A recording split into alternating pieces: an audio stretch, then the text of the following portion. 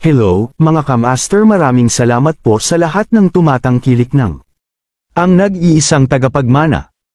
Paki-follow and subscribe mga master para sa mga susunod pang mga kabanata.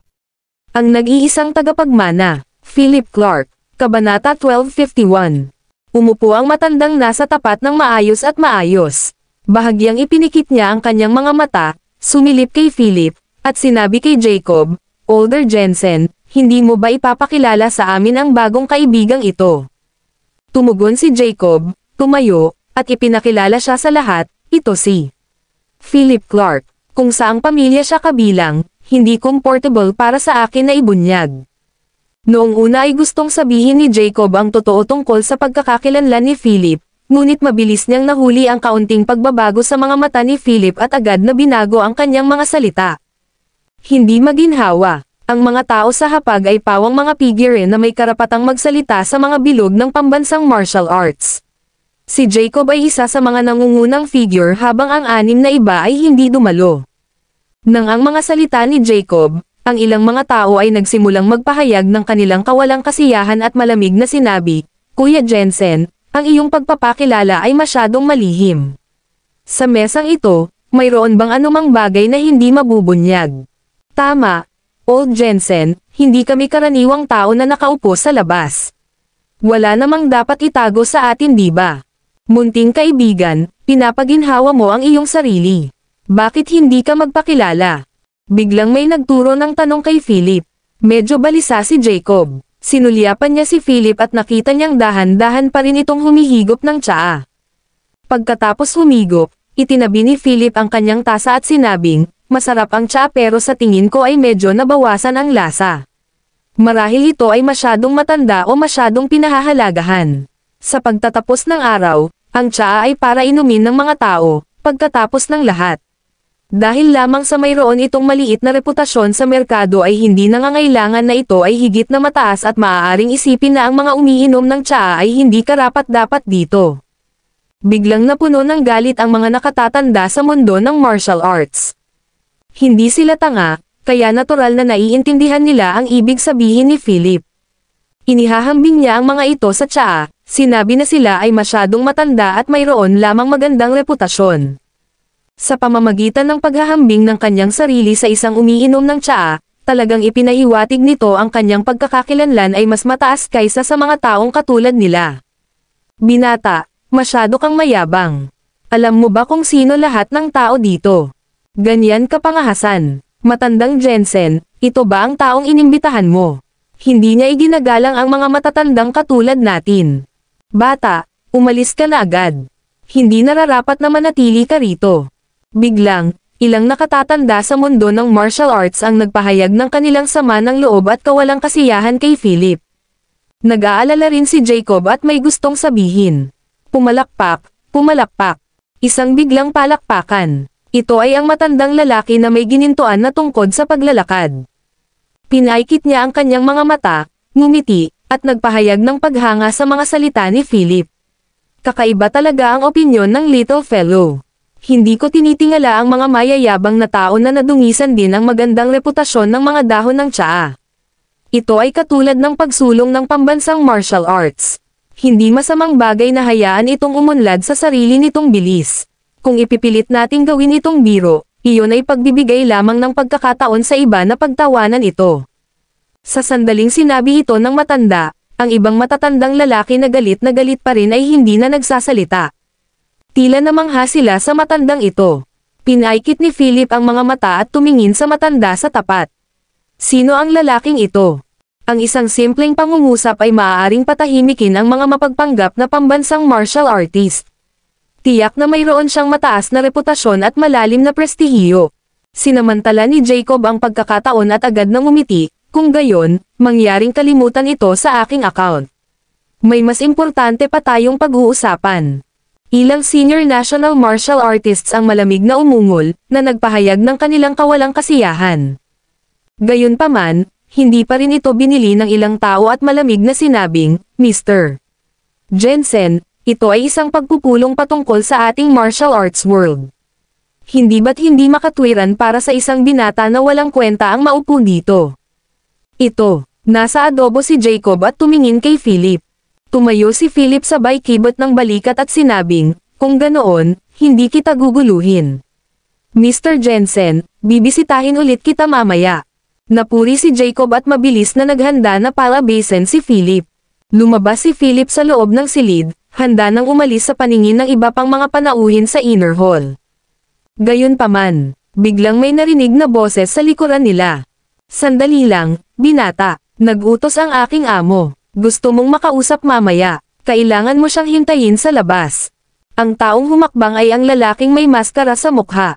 Ang kanyang boses ay malayo at hindi nagpahayag ng anumang bagay, ngunit ang kanyang saloobin at pagmamataas ay labis na nangingibabaw. Kabalbalan. How dare he make Philip condescend and wait outside? Nagulat si Jacob. Ibinaling niya ang kanyang ulo upang tingnan si Philip at nakita niyang may patong na ng yelo sa kanyang mukha. Ang nag-iisang tagapagmana, Philip Clark, Kabanata 1252. Anong sabi mo? Nagningning ang mga mata ni Philip sa maliit na layunin habang nakatitig sa lalaking nakamaskara. Ang lalaking nakamaskara ay nakatayo habang ang kanyang mga braso sa likod, ang kanyang posture ay tuwid at matatag na parang bundok. Dahil sa pressure na ipinalabas niya, napabuntong hininga ang lahat. Mahinahon niyang sinabi, nag-utos ang Panginoon na hintayin mo siya sa labas. Mabilis na nagsalubong ang mga kilay ni Philip habang dumilim ang mukha. Sinulyapan niya ang matanda sa pribadong silid na walang pakialam na nakaupo sa upuan ng panauhing pandangal. Napakunot-noo ang gilid ng kanyang bibig habang sinasabi sa lalaking nakamaskara, "Oh, paano kung tumanggi ako?" Kasabay nito, ang temperatura sa silid ay bumagsak kaagad ng higit sa 10 degree. Gulat na napatingin ang lahat kay Philip at sa lalaking nakamaskara. Ang kapaligiran ay napaka-tense, tulad ng isang napalaki na lobo na maaaring sumabog anumang segundo. Medyo balisa din si Jacob. Alam na alam niya ang lakas at impluwensya ng kabilang partido. Kung nakipag-head-to-head si Philip sa kanila ngayon, walang magandang lalabas dito. Mr. Simmons, si Young Master Clark ang bisita ko at kaibigan ko. Kung mayroong anumang isyo, sana ay makalimutan mo sila sa aking account. Sabi ni Jacob na may halong pagmamakaawa. Lahat ay namangha. Ang lalaking nakamaskara ay hindi isang ordinaryong tao. Para sabihin ni Jacob Jensen ang mga ganoong salita, sapat na para ipahiwatig na napakalaki ng kapangyarihan ng kabilang partido. Gayunpaman, malamig na sumangot ang lalaking nakamaskara, itinaas ang kamay, at tinapik ang hintuturo at gitnang mga daliri. Sa isang iglap, ang mga gwardya na nakasuot ng terno na nakatayo sa apat na sulok ng pribadong silid ay lumipat lahat kay Philip. Ang kanilang mga mata ay madilim at puno ng layuning patayin. Naramdaman ni Philip ang pressure. Ang apat na tao sa kabaligtaran, kasama ang nakamaskara sa likod nila, ay hindi mga karakter na maaaring ma-provoke ng walang habas. Sila ay isang pag-iral na maihahambing sa Dragon Warriors. Lalo na ang lalaking nakamaskara, binigyan niya ng impresyon si Philip na isang malakas na kalaban. Siya ay isang pag-iral tulad ni Reed Williams na dapat ingatan ni Philip. Ibaba mo siya. Ang lalaking nakamaskara, na tinawag ni Jacob bilang Mr. Simmons, ay sumigaw sa kanyang malalim na boses. Nababanaag sa kanyang mga mata ang nakakagigil na banta. Nakatayo lang si Philip, pinapanood ang apat na gwardya na naglalakad palapit sa kanya. Alam niya na ang mga bagay ay naging mas masahol pa at dapat niyang gawin ang lahat. Sa pagharap sa mga gwardya na ito ay katumbas ng Dragon Warriors, hindi nagkaroon ng malaking pagkakataon si Philip na manalo. Ang sitwasyon ay nasa bingit ng breakout. Gayunpaman, biglang, ang tunog ng mabilis ngunit maayos na mga yapak ay sumugod mula sa pinto. Napakalakas ng impact kaya napailing ang lahat ng nasa loob ng bulwagan. Nakita nila ang isang pangkat ng 8 tao na nakasuot ng dark green na uniforme na may camouflage makeup na natatakpan sa kanilang mga mukha. Lahat sila ay may mga armas at baril. Ang 8 taong ito ay nakatayong patayon na parang mga talam. Ang aura na nagmumula sa kanilang mga katawan ay nanginginig sa takot sa lahat ng nasa loob ng bulwagan. Napakalakas ng hangarin ng pagpatay. Kaagad pagkatapos, isang galit na malakas na sigaw ang sumunod. Ang Supreme Order. Sabay-sabay na sumigaw ang 8 tao at ang epekto ay dumadagandong. Ang tunog ay tumagos sa madla, umalangaw sa panloob na bulwagan. Ang mga tingin ng lahat ay nakadikit sa kanila sa sandaling ito. Ang Supreme Order. Sa sandaling iyon, nagulat ang lahat. Ito ay isang uri ng pagkabigla mula sa kaluluwa na nagpasuray-suray sa mga tao. Ang nag-iisang tagapagmana, Philip Clark, Kabanata 1253. Swoosh! Kaagad pagkatapos nito, sa nanginginig at natulala na mga mata ng lahat, ang pinuno ng pangkat na 8 tao ay naglabas ng isang bagay. Isa itong maroon token na may nakasulat na salitang Supreme. Nagbigay ng utos ang Supremo. Ang sino mang maglakas loob na sumuwi sa isang Dragon Warrior ay papatayin ng walang awa. Matigas na sigaw ng pinuno. Ang kanyang dagandong ay parang isang mabagyong dagat na dumaan sa mga manunood at natakot sa lahat. Agad-agad, ang bawat isa ay umalis sa kani-kanilang upuan. Bumangon sila at lumuhad sa lupa, nakayuko ang kanilang mga ulo habang sinasabi, tatanggapin namin ang kataas-taasan. Nakakasilaw. Ang lahat ng mga panauhin sa bulwagan ay nakaluhod sa lupa ng may paggalang. Ito ang Supreme Order at ang paggalang na pinukaw nito. Ang token ay sa kataas-taasang isa. Walang nang ahas na sumuwi. Maging sa pribadong silid sa gitna, sunod-sunod na lumabas ng silid ang mga nakatatanda sa mundo ng martial arts para lumuhad. Sila ay yumuko at sumaludo sa 8 tao na pangkat, na nagsasabing, tatanggapin namin ang kataas-taasang isa. Tumayo ang mga taong ito at tumabi sa takot. Hanggang ngayon, ang tanging hindi nakaluhod, bukod kina Philip at Jacob, ay ang 4 na gwardya na nakasot sa tapat, ang lalaking nakamaskara, pati na rin ang matanda na nakahawak sa gintong tungkod na naglalakad. Medyo singkit ang mata niya. Mabilis na lumago ang mapang ipong pamimilit sa bulwagan. Dahan-daang bumangon ang lahat at ibinaling ang kanilang mga mata kay Philip at sa iba pa. Itong Philip Clark ay hindi nakaluhod. Iyon ay ang Supremo. Ang unang tao sa hangganan. Ang may pinakamataas na kamahalan at kapangyarihan. Siya ay nasa ilalim ng isang tao at higit sa iba. Siya ay isang ganap na walang kapantay na pag-iral. Ang ilang mga tao ay nagsimulang magsalita ng tahimik. Tapos na. Talagang binabaliwala niyang Master Clark ang Supreme Order. Iyan ay isang gawa ng kamatayan. Masyado siyang buo sa sarili. Iniisip na siya ay mahusay dahil kilala lang niya si Old Master Jensen. Yan ang Supreme Order. Nako, napakabata pa niya para maintindihan ang kalubhaan. Gayunpaman, sa pagharap sa mga bulong ng lahat, nanatiling kalmado si Philip habang malamig ang mga mata ay nakatitig sa lalaking nakamaskara sa tapat na gayon din ang 4 na gwardya na nakasot at ang matanda sa private room na tahimik na umiinom ng tsaa. How dare they ignore the Supreme Order? Hindi lang si Philip ang galit na galit, kundi nakasimangot din ang 8-man team sa nakita. Ang lalaking nangunguna ay humakbang pasulong, malamig na sumulyap sa lalaking nakamaskara at sa iba pa, at ibinaling ang kanyang ulo. May matingkad na ngiti sa kanyang bibig, niyakap niya si Philip at napabulalas, long time no see. Niyakap siya ng mahigpit ni Philip at inulit, long time no see. Isa-isang niyakap ni Philip ang 8-person team sa harap ng nagtatakang mga mata ng lahat. Lahat ng naruroon ay natulala. Kilala talaga sila ni Philip. Ang mga taong ito na may Supreme Order. Sino ang mga taong ito?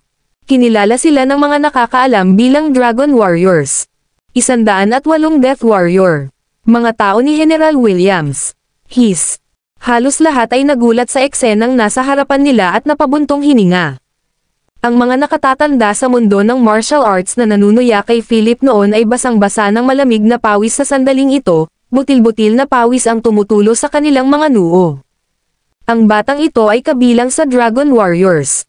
Hindi katakataka na tumanggi si Jacob na ibunyag ang labis. Ang gayong tao ay isang pag-iral na hinahangaan ng libu-libong tao saan man sila magpunta. Ito ay dahil sila ay Dragon Warriors at dahil sila ang pananampalataya at pagmamalaki ng mga tao, ang huling linya ng depensa sa hangganan. Ang labanan sa taong iyon ay lumikha ng walang kapantay na prestihiyo ng Dragon Warriors sa mundo. Itinatag din nito ang katayuan ni Reed Williams bilang Supreme One. Kaya, alam ng bawat isa sa kanilang puso kung ano ang ibig sabihin ng pagdating ng Dragon Warriors. Ito ay isang pagpapakita ng suporta kay Philip Clark. Pagtingin sa gilid ni Philip. Matapos ang napakaraming taong pagkawala at pagdaan sa buhay at kamatayan, labis siyang nasasabik na makita muli ang mga kasamang ito. Pamilyar si Philip sa kanilang 8. Mga mandirigma ng dragon. Pinadala ka ba ng guro dito? Tanong ni Philip sa hindi mapigil ang saya. Malakas na tumango ang lalaking nangunguna. Naging matalim ang kanyang mga mata habang nakaturo sa lalaking nakamaskara at sa iba pa. Tanong niya. Ngayon lang ba sila lilipat sa iyo? Walang sinabi si Philip, pero ngayon lang nasaksihan ng 8 tao ang eksena. Galit na galit. Ang pakikipaglaban sa isang Dragon Warrior ay gagawa ng isang kaaway mula sa iba pa sa kanila. Bakit hindi ka lumuluhod sa paningin ng Supreme Order? Biglang sumigaw ang lalaking nangunguna sa lalaking nakamaskara at sa iba pa. Ang nag-iisang tagapagmana, Philip Clark, Kabanata 1257. Nang marinig ng ilang tao ang pangalan, tumahimik sila at nagpatuloy sa pag-inom. Nilinggan ni Josh ang kanyang ulo, sinulyapan si Philip, at nagtanong, hindi mo pa ba ito mabibitawan? Tumanggo si Philip at may panunuyang sinabi, paano ako makakawala? Kung hindi dahil sa akin, hindi sana binawian ng buhay si kasamang Lane at hindi siya tuluyang maiipit sa wheelchair. Sa pagsasalita tungkol dito, basa ang mga mata ni Philip, at ang mga emosyon na nakasalansan sa kanyang puso sa loob ng maraming taon ay sumabog sa sandaling ito. Nag-aatubili siyang maalala ang maraming tao at maraming bagay. Ito ay dahil sila ay walang iba kundi ang sakit at pagdurusa. Kung hindi dahil sa pangyayaring iyon, hindi na sana umalis si Philip sa Dragon Warriors ng ganoon kaga. Umupo ng tuwid si Josh, tinapik ang likod ni Philip, at itinaas ang baso habang sumisigaw, huwag mo nang isipin iyon. Halika, lahat, bottoms up. Lahat ay sumunod sa kanyang pamumuno. Naghanda ang lahat na umalis, ngunit sa kasamaang palad, isang grupo ng mga lalaki at babae ng fuchsia ang dumating. Damn it, ikaw ba si Philip Clark? Pumunta ka rito, lumuhad, at humingi ng tawad sa pamilya Lopez. Ang lalaking nagsalita ay may mga tirentas sa buhok at mayabang ang mukha. Sa tabi niya, ilang lalaki at babae ang nanlilisik kay Philip na may pag-alit na mga mata habang bumubulong sa tenga ng lalaki. Kumunat ang noo ni Philip, nanlamig ang mga mata. Nakaramdam siya ngayon ng sama ng loob at ayaw niyang manggulo kaya malamig na sinabi niya, sino ka? Magkakilala ba tayo? Asterisk S. Shoal. Hindi mo ba kilala si Marco Lopez? Siya ang pangalawang young master ng pamilya Lopez, ang nakababatang kapatid ni Javi at ang bunsong anak ni Rafael Lopez. Tinuro ng isa pang bonggang fuchsia si Philip at sinigawan. Ang moldito na ito ay naglakas loob na maging bastos kay Marco Lopez. Damn it! Siya ang humiling nito, Marco Lopez. Nagsalubong ang kilay ni Philip at sinulyapan ang mga lalaki at babae sa tapat. Maaari niyang hulaan ang layunin ng kabilang partido. Malamig na itinaas ang sulok ng kanyang bibig habang nagtatanong, sinisikap mo bang bawiin ako sa ngalan niya? Nang marinig ito, galit na galit si Marco. Mahigpit niyang pinisil ang kanyang mga kamao, nanlamig siya.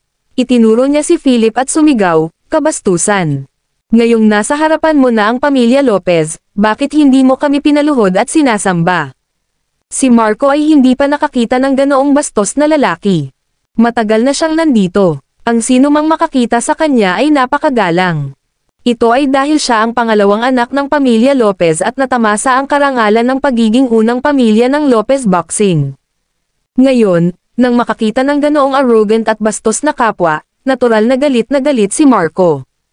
Sa isang iglap, itinuro ng mga lalaki at babae sa likod ni Marco si Philip habang malakas na sumisigaw, lumuhad ka at humingi ng tawad kay Marco. Walang kwentang basura, how dare you ignore the glory of the Lopez family? Dapat nating alisin ang hanggal na hamak na ito. Oo, wala silang iba kundi isang grupo ng mga idiot. Ang napakalawak na lupain ay dapat na pag-aari natin. Sa pagharap sa mga mayayabang at mabangis na fuchsia ng mga lalaki at kababaihan, unti-unting naging maliit ang ekspresyon ni Philip. Naikuyom niya ng mahigpit ang kamao at akmang gagawa ng hakbang nang lumabas na si Josh at ang iba pang katabi niya. Hehe, mga taong mula sa pamilya Lopez, ha? Inilagay ni Josh ang kanyang mga kamay sa bulsa ng kanyang pantalon, kumikinang ng husto ang kanyang mga mata.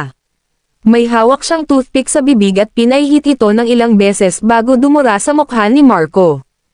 Agad na nagalit si Marco. Asterisk S. Shoal. Pinunasan niya ang laway sa kanyang mukha, tinitigan si Josh, at sumigaw, papatayin kita.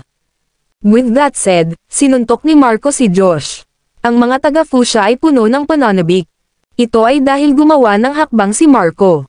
Pangalawang anak siya ng unang pamilya ng Lopez Boxing, kaya natural na pambihira siya. Napahamak ang mga mayabang na ito. Nai-imagine pa nga nila ang eksena ng mga lalaking ito na nakaluhod sa lupa na humihingi ng awa kay Marco mamaya. Hahaha, si Fuchsia ang laging mauuna. Gayunpaman, higit pa sa inaasahan ng lahat. Iniunat lang ni Josh ang kanyang kamay at diretsyong sinunggaban ang suntok ni Marco ng napakalakas. Sa hakbang na ito, hindi makasulong si Marco kahit kalahating pulgada. Nagulat si Marco. Hindi lang siya, kundi ang grupo ng mga taga-Fuchsia na kanina lang ay nanunuya. Ang nag-iisang tagapagmana, Philip Clark, Kabanata 1258, anak ng Ab***H. Umungol si Marco at ginamit ang lahat ng kanyang lakas. Gayunpaman, ang kanyang kamao ay mahigpit pa ring pinipisil ng kalaban at hindi siya makagalaw. Haha, napakahina pala ng pamilya Lopez. Malamig na sabi ni Josh at hinigpitin ang hawak. Basag. Malinaw na umalangaw-ngaw sa pandinig ng lahat ang tunog ng mga sirang buto. Namula agad ang mukha ni Marco habang tumutulo ang malamig na pawis sa noo. Sakit. Napakasakit. Kaagad pagkatapos, sinipa ni Josh ang tiyan ni Marco at sumigaw sa malalim na boses, ang pamilya Lopez ay nararapat na mamatay. Ang huli ay pinalayas na parang kanyan sa loob ng ilang metro at bumagsak ng husto sa dance floor, na nagpabagsak ng ilang mesang puno ng inumin. Marco, sa isang iglap, tumahimik ng tuluyan ang hustle and bustle ng bar. Naghiyawan ang mga bisitang nagsasaya at tumakbo sa gilid, nanginginig habang nanonood. Nagmamadaling pumunta ang mga taga-Fuchsia sa gilid ni Marco. Gayunpaman, sa sandaling ito, dumudugo si Marco sa kanyang bibig habang nakatitig sa kisame. Nabali na ang ilan sa kanyang tadyang. Walang nang ahas na gumalaw sa kanya. Tanging ang paghingi ng tulong ni Marco sa maririnig sa gitna ng kanyang mahinang paghinga. Kinuha ni Josh ang kanyang mga tao at tumalon sa dance floor. Lumakad siya ng ilang hakbang pasulong at walang pakialam na tumingin kay Marco. Umiling siya at sinabing, balita ko ang kapatid mong si Javi Lopez ay magaling makipaglaban. Sana makapunta siya at makipag-spar sa akin. Dumura si Marco ng isang subo ng dugo, tinitigan si Josh ng may hinanakit, at pinisil ang isang pangungusap, mamamatay ka sa isang miserableng kamatayan.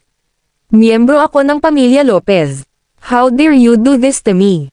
Kahit sino ka pa, maglalabas ang pamilya ko ng kill order sa iyo at sa mga taong nasa likod mo. Walang makakapagtanggol sa iyo. Nang marinig iyon, nanlamig ang mga mata ni Josh. Itinaas niya ang kanyang ulo at dumura, pinaalala mo sa akin ang kanilang hindi kasiya siyang pangyayari. Dapat talagang mamatay ang pamilya Lopez.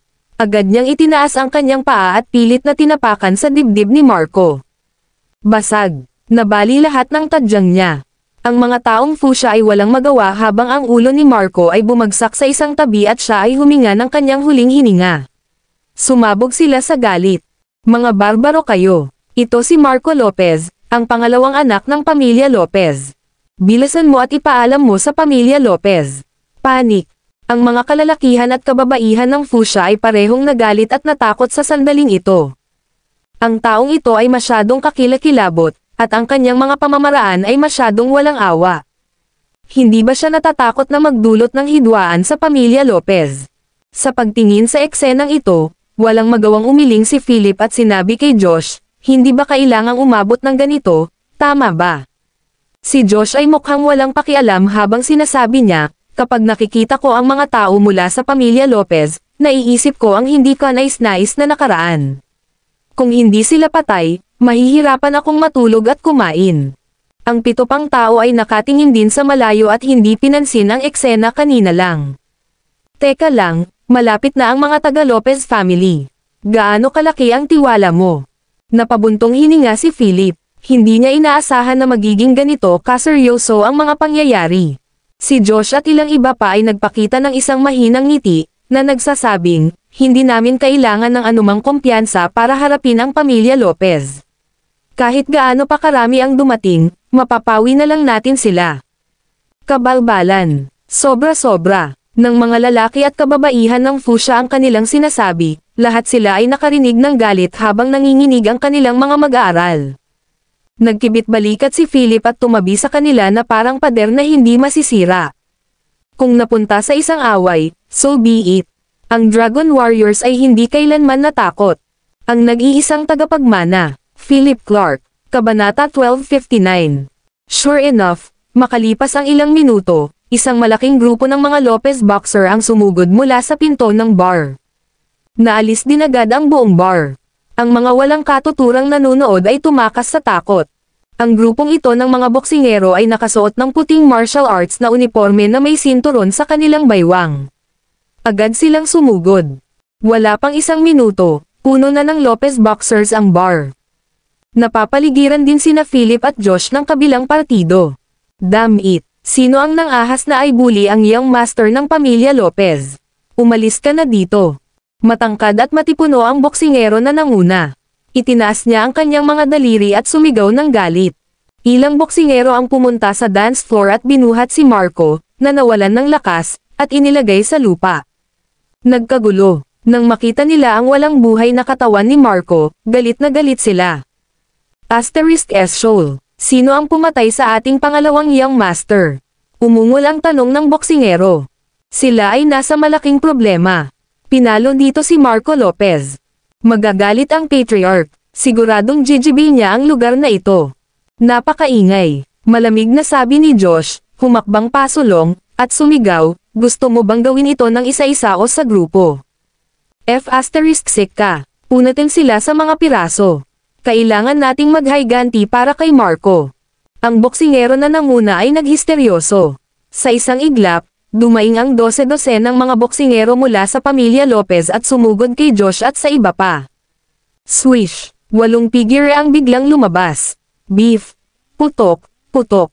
Sa buong bar, walang katapusan ang ingay ng mga nabasag na mesa, upuan, at bote ng alak. 12 ng mga tao laban sa 8 tao ay dapat na isang labanan ng malaking pagkakaiba sa kapangyarihan. Gayunpaman, sa hindi malamang pagkakataon.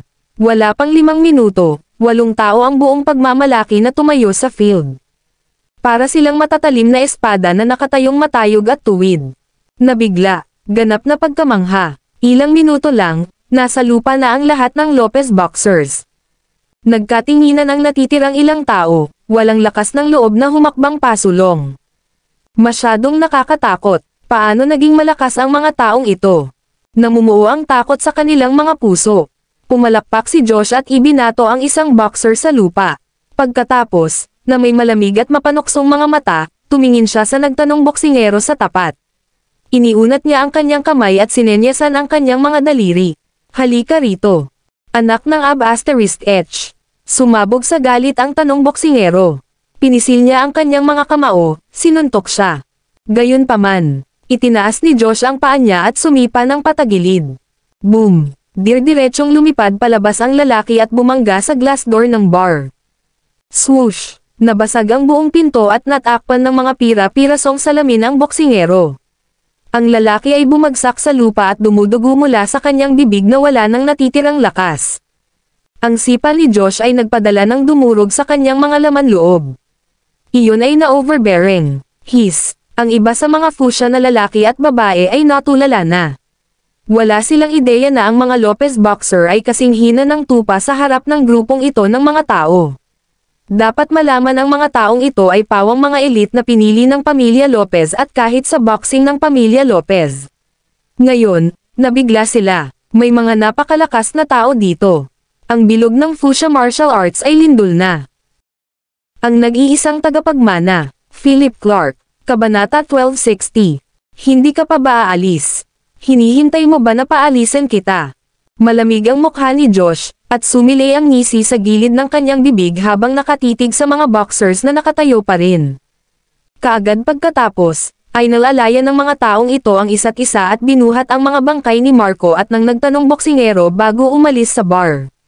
Sa puntong ito, natapos na ang labanan. Lumingon si Josh at sinabing, yun lang ba ang meron sa pamilya Lopez? Ang mga taong ito ay walang kahit na mga kwalifikasyon para makapasok sa pagpili ng Dragon Warrior. Nag-aapoy ang mga mata ni Philip. Nang tingnan niya ang mga taong umalis, alam niyang may madugong unos ang susunod. Hindi nagtagal pagkatapos nilang bayaran ang mga pinsala dito, umalis sila sa bar.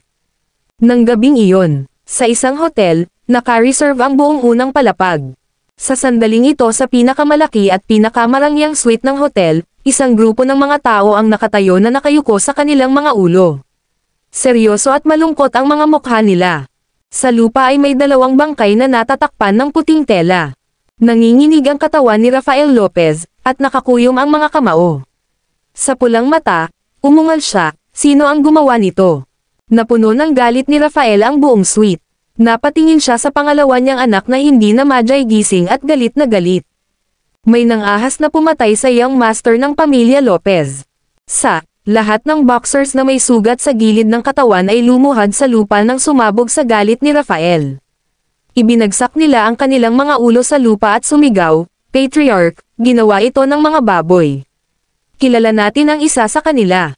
Ang kanyang pangalan ay Philip Clark. Philip Clark. Philip Clark. Puno ng galit si Rafael. Nakakuyom ang kanyang mga kamao, at tumitibok ang kanyang mga ugat. Naisip niya ang mayabang na bata na mapagpanggap na humamon sa martial arts ng mundo. Boom! Binasag ni Rafael ng suntok ang coffee table sa harap niya at galit na sumigaw, "Pagbabayaran niya ang pagkamatay ng anak ko. Magpadala ka agad ng isang tao na makipag-ugnayan kay Fuchsia. Isagawa ang aking utos. Pakilyusan ang lahat ng lakas tao at puwersa at magmadali sa Upper Creek magdamag. Gusto kong basagin ng dugo ang lugar na ito." Galit na galit, isang madugong bagyo ang namumuo. Kasabay nito sa hangganan ng Southridge. Supreme, nabalitaan lang namin na pinatay ni Grey Wolf at ng kanilang grupo ang pangalawang anak ni Lopez na si Marco Lopez. Ngayon, ang pinuno ng pamilya Lopez, Rafael Lopez, ay nakipag-ugnayan kay Fuchsia at ipinadala ang lahat ng mga disipulo ng pamilya Lopez sa Upper Creek. "Natatakot akong maging bloodbath," sabi ng Dragon Warrior na nakatago sa dilim na may pag-aalala. Tumayo si Reed Williams sa berdeng burol at tumingin sa masukal na gubat sa ilalim ng kanyang mga paa. Sa kabila ng hangganang ito ay may mga nakayukong tigre at nakatagong mga dragon. Hindi mabilang na mga tao ang naghihintay sa kanyang pagbabalik upang samantalahin nila ang pagkakataong ito ay makapasok sa teritoryo. Ihatid ang aking mga order at bigyan ng babala ang Fuchsia Martial Arts Circle. Ang sinumang maglakas loob na tumawid sa hangganan ay papatayin ng walang awa. Namumula ang mga mata ni Reed habang nakatingin sa masukal na gubat. "Oo, Supremo." Naglaho ang tigre sa isang haplos. Bumantong hininga si Reed at tumayo habang nasa likod niya ang mga kamay niya. Ang bantay sa likod niya ay may berdeng Amerikana sa kanyang mga balikat at sinabi, "Supreme, hindi ka ba nag-aalala tungkol sa kanilang impluwensya?" Ang mga mata ni Reed ay kumikinang na parang mga bituin habang siya ay mahinang ngumiti at sinabing, "The bigger, the better." Sa ganitong paraan, maaari tayong kumilos at takutin ang 8 kaharian. Lumipas ang mahabang panahon at hindi na tayo naaalala ng marami. Masarap gumawa ng kaguluhan. Bumalik sa Upper Creek. Kinabukasan, kumalat ang pasabog na balita sa Martial Arts Circle. Malubhang nasugatan at napatay sa isang bar kagabi ang pangalawang anak ng pamilya Lopez na si Marco Lopez. Ang buong pamilya Lopez ay out for blood. Ang bilog ng pambansang martial arts at ang bilog ng Fuchsia Martial Arts ay nagulat. Ang bawat tao ay may pag-iisip na ang Upper Creek ay magpapasimula ng isang bagyo. Sa araw na ito, maagang umalis si Philip sa hotel. Pumunta siya sa ospital para bisitahin si Hannah at saka bumaba. Ang iba pang 8 Dragon Warriors ay naghihintay sa kanya. Tara na. Tumangala si Philip sa langit, sumulyap sa asol na ulap, at saglit na naalala ang inosenteng nakangiting mukha na iyon. Kamang Lane, may mga bagay na dapat nang matapos. Sumakay ang 8 tao sa 2 sasakyan. Ang destinasyon ay ang hotel na tinutuluyan ng pamilya Lopez. Pagkatapos ng araw na ito, marahil ay wala na ang pamilya Lopez. Ang nag-iisang tagapagmana, Philip Clark, Kabanata 1261. Pumasok ang bagyo. Ngayon, ang buong mundo ng martial arts at ang buong Upper Creek ay nagbigay pansin sa isang lugar. Splendor Hotel. Kumalat na parang sunog ang balita tungkol kay Marco Lopez, ang pangalawang anak ng pamilya Lopez, na malubhang nasugatan at pagkatapos ay namatay sa isang bar.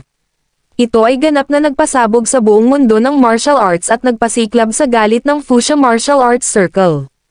Sa pangkalahatan, lahat ng martial arts na pamilya at puwersa sa buong mundo ay pribado na gumagamit ng maraming kapangyarihan para mabantayan mabuti ang Splendor Hotel ngayon. Sa ilang sandali, ang buong Upper Creek ay nag-uumapo sa lahat ng uri ng mga tao at puwersa na dumagsa ng napakarami. Naunawaan ang lahat ng nangyayaring ito ay tiyak na magiging mga headline sa mundo ng martial arts. Hahayaan ba ng pamilya Lopez ang bagay na ito? Syempre hindi. Ang buong Upper Creek ay biglang naging napaka-tense.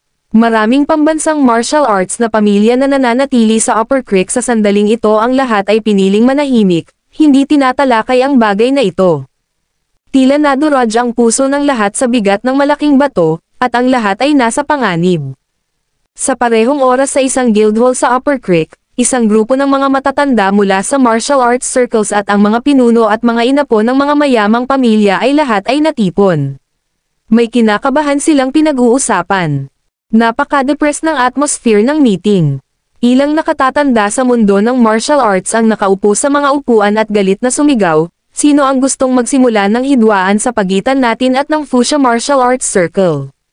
Itinulak lang tayo nito sa gilid ng bangin. Ngayon, nagsimula ng mag-ayos sa Upper Creek ang ibang puwersa at pamilya sa martial arts circles ng iba pang bansa. Nanunood sila ng labanan at naghihintay na anihin ang mga samsam sa digmaan. Ang isa pang matandang lalaki na may payat na mukha ay nagpatuloy, ang kanyang ekspresyon ay mukhang madilim. Ang kanyang mga mata ay natatakpan ng hamog na nagyelo. Nakipag-ugnayan na ang pamilya Lopez kay Fuchsia.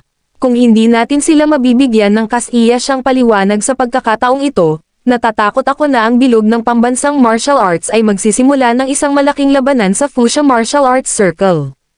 Ang patriarch ng isang pambansang martial arts family ay may nag-aalalang ekspresyon sa kanyang mukha. Pagkasabi nito, tumahimik ang lahat na may seryosong ekspresyon sa mukha. Ang pamilya Lopez ang unang pamilya ng Fuchsia Boxing. Hindi sila mga taong kaya nilang pukawin. Anyway, we have to find the person who did this. Kapag nahanap na ang tao, may puwang para magmanyobra. Ang isang nasa katanghaliang gulang na lalaking nakaupo ay patuloy na nagsasalita sa sandaling ito. Oo, ang mga manggugulo na iyon ay dapat matagpuan sa lalong madaling panahon. Kung kinakailangan, gagamitin natin ang kanilang buhay para sugpuin ang galit ng pamilya Lopez. Ilang sandali pa ay tumanggo ang lahat bilang pagsang-ayon. May nahanap na ba sa inyo kung sino ang may gawa nitong kagabi? Sa sandaling ito, nagsalita ang isang matandang nakasuot ng kulay abong suit na nakaupo sa pangunahing upuan. Ang matandang ito ay si Jason Yero, ang pinuno ng pamilya Yero ng pambansang martial arts family. Siya ang nagpasimula ng pagpupulong na ito. Sa isang kilalang katayuan, isa siya sa 3 honorary director ng pambansang martial arts world. Nang magsalita siya ay natahimik ang lahat. Ito ay nangyari ng biglaan kaya't wala silang oras upang mag-imbestiga. Old Master Yero, ang mga tao ng asosasyon ay nagsimula ng imbestigasyon. I believe there will be results soon, nagmamadaling sagot ng isang tao. Nang marinig ito, galit na galit si Jason at sumigaw ng mahina, ang tagal na, bakit wala ka pang nahahanap? Hinihintay mo ba na akusahan tayo ng pamilya Lopez ng mga kriminal? Lahat ay hindi nang ahas magsalita. Iniyuko nila ang kanilang mga ulo at tumingin sa gilid. Napasimangot din si Jason at napangiti. Kahit anong kaso, imbestigahan mo muna at saka hulihin ang mga responsable. At saka, kailangan nating magpadala ng isang kinatawan sa pamilya Lopez upang mahalin ang mga bagay-bagay. Siguradong pupunta ako. Bakit ang iba sa inyo ay hindi sumama sa akin? Nang marinig iyon, walang nang ahas na tumanggi. Bagamat parang nakakahiya, kailangan nilang pumunta para kalmayan ang sitwasyon. Sa sandaling ito, isang attendant ang sumugod at nagmamadaling pumunta sa gilid ni Jason upang bamulong sa kanyang tainga. Ang mukha ni Jason ay agad na naging malungkot. Sinabi niya sa lahat, hinahanap na namin ang mga salarin. Sino ta? Old Master Yero, kumuha tayo ng kukuha sa kanila. Tama na. Ang mga taong ito ay may malisyosong intensyon at sadyang sinira ang kapayapaan sa pagitan namin at ng Fuchsia Martial Arts Circle. Dapat silang maparusahan ng husto.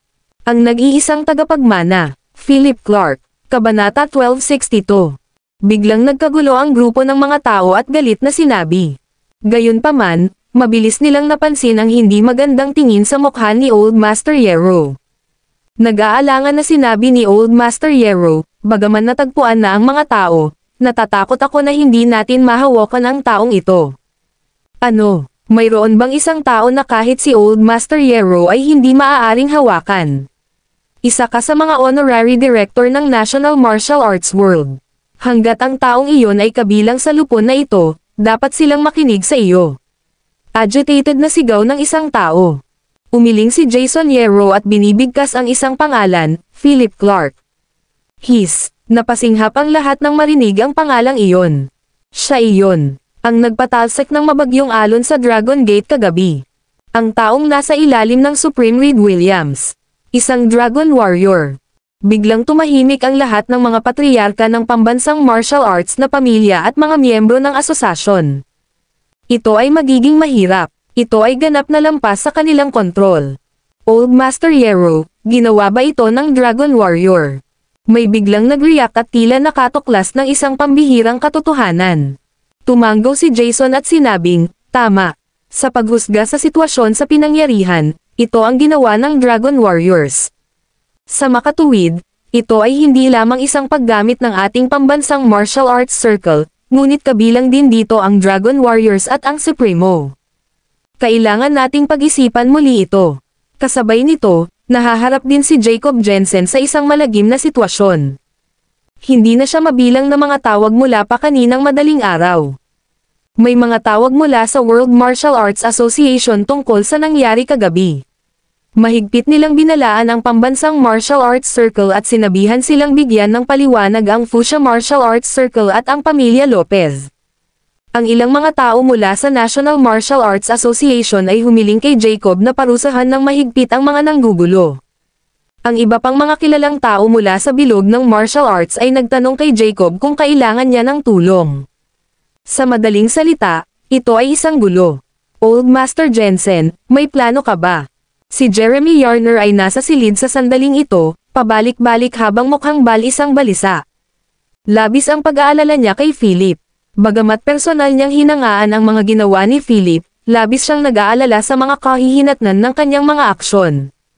Kung tutuusin, ito ang pangalawang anak ng pamilya Lopez, ang bunsong anak ni Rafael Lopez. Umiling din si Jacob at sinabing, wala nang ibang paraan. Sa oras na ito, maaari lamang tayong tumayo sa likod ni Young Master Clark nang walang kondisyon. Nanginginig si Jeremy nang marinig ang mga salita. Tumingin siya kay Jacob na may naguguluhan sa mga mata at nagtanong, Old Master Jensen, sigurado ka bang gusto mong gawin ito? Napabuntong hininga si Jacob, at isang mabangis na aura ang sumabog sa sandaling ito. Iyon ang aura na taglay ng isang powerhouse na may kasanayan sa pambansang martial arts. Mayroon pa ba tayong iba pang pagpipilian? Tumingin si Jacob kay Jeremy at nagtanong.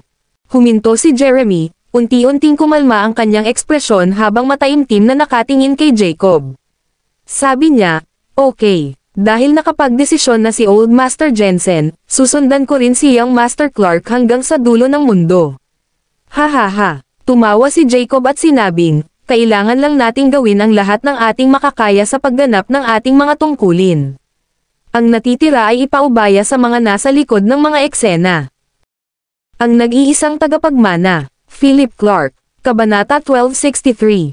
Pagkasabi nito, agad na inabisuhan ni Jacob ang National Martial Arts Association bilang direktor at naglabas ng abiso ng direktor. Sa mundo ng martial arts, lahat ng pamilya at puwersa ay dapat naganap na suportahan si Philip Clark. Siyempre, kahit ganoon, pinili ng kanilang pamilya at puwersa na manatiling neutral. Matagal nang naunawaan ni Jacob na ang mga pamilya at puwersang ito na piniling manatiling neutral ay dapat na marumi. Oo naman, pagkatapos na puwersahang ipahayag ni Jacob ang utos na ito, maraming pamilya ang nagmungkahi na umalis sa National Martial Arts Association. Magaling! Ang Yero family, ang Lloyd family, ang Shore family, at ang Gold family. Ang apat na ito ay parang malalaking pamilya sa mundo ng martial arts at pinili nilang protektahan ang kanilang sarili sa pamamagitan ng pag-abandona sa barko sa ngayon. Hamak. Matapos matanggap ang abiso ng pag-alis mula sa mga taong ito, si Jacob ay sumabog sa galit. Galit siya. Ang mabagal na pag-unlad ng pambansang martial arts world ay dahil sa mga parasito. Matagal nang nais ni Jacob na linisin ang pamilya ng domestic martial arts o ipagpatuloy ang mga bagay-bagay ng kaunti. Ito ay isang pagkakataon. Kung ganoon, hindi siya dapat sisihin sa pagiging walang awa. Malamig ang mga mata ni Jacob habang tinitingnan ang listahan ng 12-dosenang pamilya at puwersa sa kanyang kamay. Lalong naging solemn na ang ekspresyon niya. Nakatayo sa tapat niya si Jeremy, galit na galit din. Ang mga taong ito ang mga pangunahing hadlang na humadlang sa pag-unlad ng pambansang sining ng militar at dapat na mapuksa. Master Yarner, maaaring kailanganin kong harapin ang mga taong ito at hindi may iwasang makatagpo ng hindi pa nagagawa ng mga paghihirap at mga hadlang. Maaari mo ba akong tulungan? Inilapag ni Jacob ang listahan sa kanyang kamay na may malinaw na mga mata. Hihintayin ko ang iyong mga tagubilin. Yumuko si Jeremy at ipinahayag ang kanyang katapatan. Mabuti, sabi ni Jacob. Ang isang tao ay dapat na handang ialay ang kanyang buhay para sa kanyang ambisyon. Para sa pangmatagalang pag-unlad ng pambansang martial arts, handang saktan ni Jacob Jensen ang mga pamilyang iyon na hindi maaaring masaktan sa anumang paraan. Sa oras na ito, lahat ng nasa panig ni Jason Yero ay nakatanggap ng abiso mula sa National Martial Arts Association, ngunit gumawa si Jason ng mapagpasyang desisyon at nag-opt-out sa asosasyon upang manatiling neutral. Ang lahat ng mga taong naruroon ay pinili din na tumayo kasama si Jason. Ang desisyon ay ginawa, mabuti, dahil ang lahat ay nasa parehong harapan, pagkatapos ay ipinadala namin ang mga taong ito. Pinaikit ni Jason ang kanyang mga mata at sinabi. Ngunit si Old Master Yero, kahit si Jacob Jensen ay gumagalang kay Philip Clark. Higit pa rito, siya ay may pagkakakilanlan ng isang Dragon Warrior. Kung ibababa natin sila, hindi ba nakakasakit iyon kay Jacob at sa Dragon Warriors? May nag-aalalang sabi. Kung tutusin, hindi may kakaila ang pagkakakilanlan ni Philip. Gayunpaman, ngumisi si Jason, hindi lang si Supreme Williams sa mundong ito. Tandaan, ginagawa namin ito para sa mas mabuting pag-unlad ng pambansang martial arts. Ang mundo ay dapat magpasalamat sa atin. Kapag nakipagdigma tayo sa pamilya Lopez, hindi masusukat ang kahihinatnan. Kaya sa harap ng katwiran, maaari tayong manindigan. Nang makitang may pag-aalinlangan pa rin sa mga mukha ng lahat, patuloy silang tiniyak ni Jason. Nakipag-ugnayan sa akin ang dating Supremo. Sa pagkakataong ito, kung maaalis natin si Philip at ang kanyang mga tao, isang bagong National Martial Arts Association ang itatayo. Sa oras na iyon, kayo ay magiging mga asosasyon, at lahat ng miyembro ng inyong pamilya at puwersa ay magtatamasa ng walang limitasyong pang-ekonomiya at suportang pananalapi. Sa sandaling ito ay sinabi, ang lahat ay halatang kinilig. Ang pamilya Lloyd ang unang sumuporta kay Old Master Yero. Susuportahan ng buong pamilya ng Shore si Old Master Yero upang maging direktor ng bagong asosasyon. Ang pamilyang Gold. Sa ilang sandali, ang bawat isa ay nagdeklara ng kanilang pagpili ng sunod-sunod. Umupo si Jason sa yulunan ng mesa na singkit ang mga mata, tumatango at tumatawa. Dumating na rin ang araw na pinakahihintay niya. Gayunpaman. Boom! Sa malakas na ingay, sinipa ang pinto ng sikretong silid na ito. Kaagad pagkatapos, umalangaw-ngaw sa pandinig ng lahat ang nagngangalit na dagandong. Jason Yero, how dare you? Nag-set up ka talaga ng private meeting para magplano laban sa National Martial Arts Association. Isa itong gawa ng pagtataksil. Pumasok si Jacob, bumaha ang lamig at galit sa buong lihim na silid. Nasa likuran niya ang lahat ng mga disipulo ng pamilya Jensen. Peter Patter, mabibilis na yabag ang umalangaw-ngaw sa buong lihim na silid. Sa isang iglap, napalibutan ito ng mga disipulo ng pamilya Jensen. Napatulala ang lahat sa secret room. Walang sino man ang umasa ng ganitong biglaang pagliko ng mga pangyayari. Ang nag-iisang tagapagmana, Philip Clark, Kabanata 1264. Umupo si Jason sa yulunan ng mesa at tinitigan si Jacob ng malamig na mga mata, umuungal, Jacob Jensen, sa akin ang guildhall na ito. How dare you barge in with your people like this? Bagamat nasa 80s na si Jacob, puno pa rin siya ng lakas. Sa sandaling ito, malamig niyang tiningnan ang mga naruroon sa silid at sumigaw ng walang kabuluhan, ibaba mo silang lahat. Biglaan, nagulat ang lahat at nagsimulang lumaban habang umaatungal. Hindi miyembro ng National Martial Arts Association ang pamilya Lloyd. Wala kang karapatang hulihin ako. Oo, walang karapatan si Jacob Jensen na pabagsakin ang sinuman. Inabuso mo ang iyong kapangyarihan. Iuulat namin ang bagay na ito sa National Martial Arts Association at ilantad ka. Gayunpaman, sa pagharap sa mga taong ito, nanatiling hindi nagbabago ang ekspresyon ni Jacob. Inulit niya, ibaba mo sila. Ang mga maglakas loob na lumaban ay naglalabas ng haharapin bilang mga defectors ayon sa mga regulasyon ng National Martial Arts Association. Nang marinig ito ni Jason, nagulat siya at napaungol, Jacob, how dare you? Ang pagiging isang defector ng pambansang martial arts ay isang kakilakilabot na akusasyon. Kung napatunayang totoo, hindi na makakabalik si Jason. Di ba gusto mo lagi akong awayin? Gawin natin ngayon din. Tumingin si kalmadong kay Jacob sa galit na si Jason. Nililigawan mo si kamatayan. Umungol si Jason at sumuntok. Boom! Sa isang iglap, isang figure ang lumipad na pabaliktad. Nakatayo si Jacob sa parehong lugar na buo, ang aura na nagmumula sa kanyang katawan ay nakakagulat sa lahat. Si Jason naman, nasuntok at lumipad, tumama sa pader bago bumagsak sa lupa. Masyadong mabigat, sa puntong ito, walang nang-ahas na lumaban. Tiningnan ni Jacob ang maliliit na patatas na ito at walang magawang umiling. Ang pamilya at puwersa sa likod ng mga taong ito ang pangunahing tauhan na kailangan niyang harapin. Kung ganoon ay, tumingin si Jacob kay Jason na nahimatay sa lupa at sinabi sa mga katulong sa tabi niya, ipadala ang aking mga tagubilin. Mula ngayon, bababa na ako bilang direktor ng National Martial Arts Association at maglalabas ng hamon sa lahat ng mga grupo bilang isang mahusay na pamilya na martial artist. Nagulat ang katulong nang marinig ang mga salita. Natigilan din ang lahat ng naroon. Older Master Jensen, hindi mo dapat. Tumabi si Jeremy kay Jacob at mabilis siyang kinumbinsi. Gayunpaman, mataray na sinabi ni Jacob, lagi namang sinasabi ng mga tao na ang ugali natin ay magiging masira-sira habang tayo ay tumatanda. Wala akong ibang mahusay na kasanayan. Gusto ko lang makita kung sino ang makakapigil sa akin. Sa sinabi nito, ang mapanirang kapaligiran, na si Jacob ang sentro, ay nagngangalit sa buong paligid.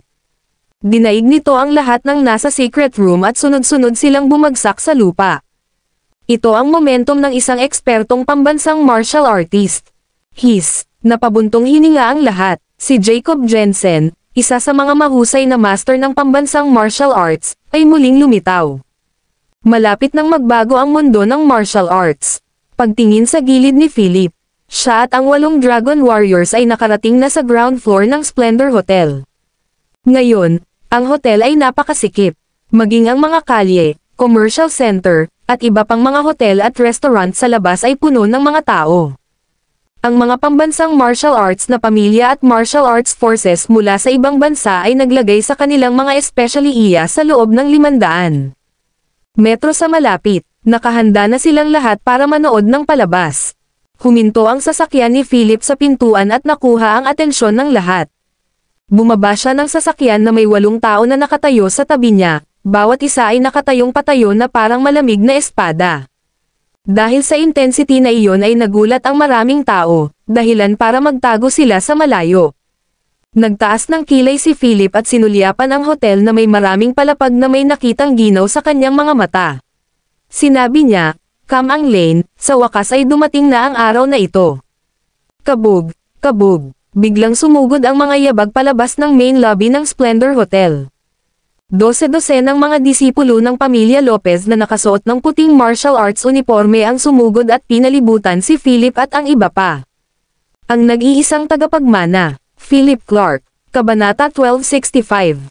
Kung titingnan ang mga ekspresyon kay Philip, Josh, at sa iba pa, mailalarawan lamang sila bilang dominante at malupit. Kahit nasa harap ng 12 ng mga boksingero mula sa pamilya Lopez, hindi pa rin sila nagpakita ng takot. Maaaring nasa bulsa ng pantalon, humihit-hit ng sigarilyo, o nakatingin sa langit ang mga kamay nila. Sa madaling salita, sa mga mata ng Dragon Warriors, ang mga taong ito sa harap nila ay puro basura. Josh, anong sabi mo? Kalmado si Philip habang nakatingin sa grupo ng mga taong nakasuot ng puting martial arts na uniforme na nauna sa pakikipaglaban. Ang kanyang mga mata ay sumabog sa diwa ng labanan. 1 laban sa 5, tingnan natin kung sino ang mas mabilis. Isang malamig na ngiti ang lumitaw sa gilid ng bibig ni Josh na parang ligaw na lobo na nakatingin sa biktima nito. Damn it, ibaba mo sila. Sumugod agad ang mga boksingero ng pamilya Lopez sa tapat. Ang sumunod na eksena ay nabigla sa lahat ng naruroon. Kabuoang pagsupil. Ito ay ganap na isang panig na labanan. Ipinakita ni Philip at Josh ang kanilang makapangyarihang pag-uugali sa labanan. Para silang mga lobo na sumusugod sa mga kaibigan ng mga tupa, tinutamba ang bawat tao sa isang suntok at isang sipa. Ang bilis makalaglag pa nga. Nang magkaroon ng oras ang lahat na mag-react, ang buong espasyo ay puno na ng mga taunang Lopez na boksingero sa lupa. Lahat ay humahagulgol, hindi na makabangon muli. Gayunpaman, sa sight, 9 na mga figure na may fighting spirit na pumailang lang sa langit ay buong pagmamalaki na nakatayo sa ilalim ng tingin ng lahat. Masyadong malakas. Ang lakas ng labanan ay nakakatakot. Kaagad pagkatapos, pumasok si Philip at ang iba pa sa lobby ng hotel sa harap ng nanginginig na mga mata ng lahat. Sa harap ni Philip, sumugod muli ang 12 ng boksingero mula sa pamilya Lopez. Sa likuran nila, isang mabangis na si Rafael Lopez ang dumaan sa karamihan at tumayo sa harap ni Philip. Kasunod nito, isinagawa ang bangkay ni Marco Lopez. Lumuhad ka sa harap ng aking anak at humingi ng tawad sa iyong buhay. Napaungol si Rafael. Bilang isa sa 13 masters ng Fuchsia, ang kanyang aura ay sumabog ng husto. Ang dagandong na ito ay yumanig sa lahat sa lobby hanggang sa tumunog ang kanilang mga tainga. Napakalakas ng hangarin ng pagpatay. Lahat ay nakaramdam ng goosebumps sa kanilang buong katawan. Nakakakilabot. Gayunpaman, kahit nakaharap si Rafael sa kanyang buong kaluwalhatian, nakatayo pa rin doon si Philip at ang kanyang mga kasama ng walang pagbabago sa ekspresyon. Gusto mo lumuhad tayo? Natatakot ako na ang pamilya Lopez ay walang ganoong kakayahan. Malamig ang mga mata ni Philip, at puno ng fighting spirit ang kanyang katawan. Walang umaasa na magiging ganoon ka-defiant si Philip kahit nakaharap siya ni Rafael, ang patriarch ng unang boxing family ni Fuchsia. Mapangahas. Ngayon, kung hindi ka luluhod at humingi ng tawad sa pagkamatay ng anak ko, gagawin ko itong hamon sa pamilya Lopez at sa Fuchsia Martial Arts Circle. Kaya mo bang tiisin ang kahihinatnan? Napaungol si Rafael, puno ng killing intent ang mga mata. Ang mga taong ito ay walang respeto sa pamilya Lopez. Nagsisimula sila ng pagtatalo sa pagitan ng pambansang martial arts at ng martial arts circle sa Fuchsia. Haha, ngumisi si Philip, stop putting on airs. Sa paningin ko, hindi ka pa karapat-dapat. Si Philip ay naglakas loob na magsabi ng gayong mga mapagmataas na salita. Hindi magiging maganda ang sitwasyon ngayon. Sure enough, after Rafael heard the words, biglang nagbago ang ekspresyon niya. Ikinuyom niya ng mahigpit ang kanyang mga kamao at sumigaw, "Ngayon, papatagalan ko ang buong Upper Creek Martial Arts Circle at papatayin ang ihilan sa inyo para ipaghiganti ang aking anak." Sa sandaling bumagsak ang mga salita, iwinagayway ni Rafael ang kanyang kamay at sumugod sa kanyang likuran ang 12 ng boxing masters mula sa pamilya Lopez. Seryoso ang mukha ni Philip. Hindi niya akalain na kayang pakilyusan ni Rafael ang napakaraming master sa ganoong kaikling panahon. Sa sandaling ito, isang nagtatanong na dagandong ang tumunog sa pasukan ng lobby. Ang pamilya Lopez ay naglakas loob na kumilos ng walang kabuluhan sa aking teritoryo. Sa tingin mo ba walang natitira sa bilog ng pambansang martial arts? Hinanap ng lahat ang boses at nakitang dumating si Jacob kasama si Jeremy pati na rin ang maraming disipulo. Lumaki na naman ang sitwasyon.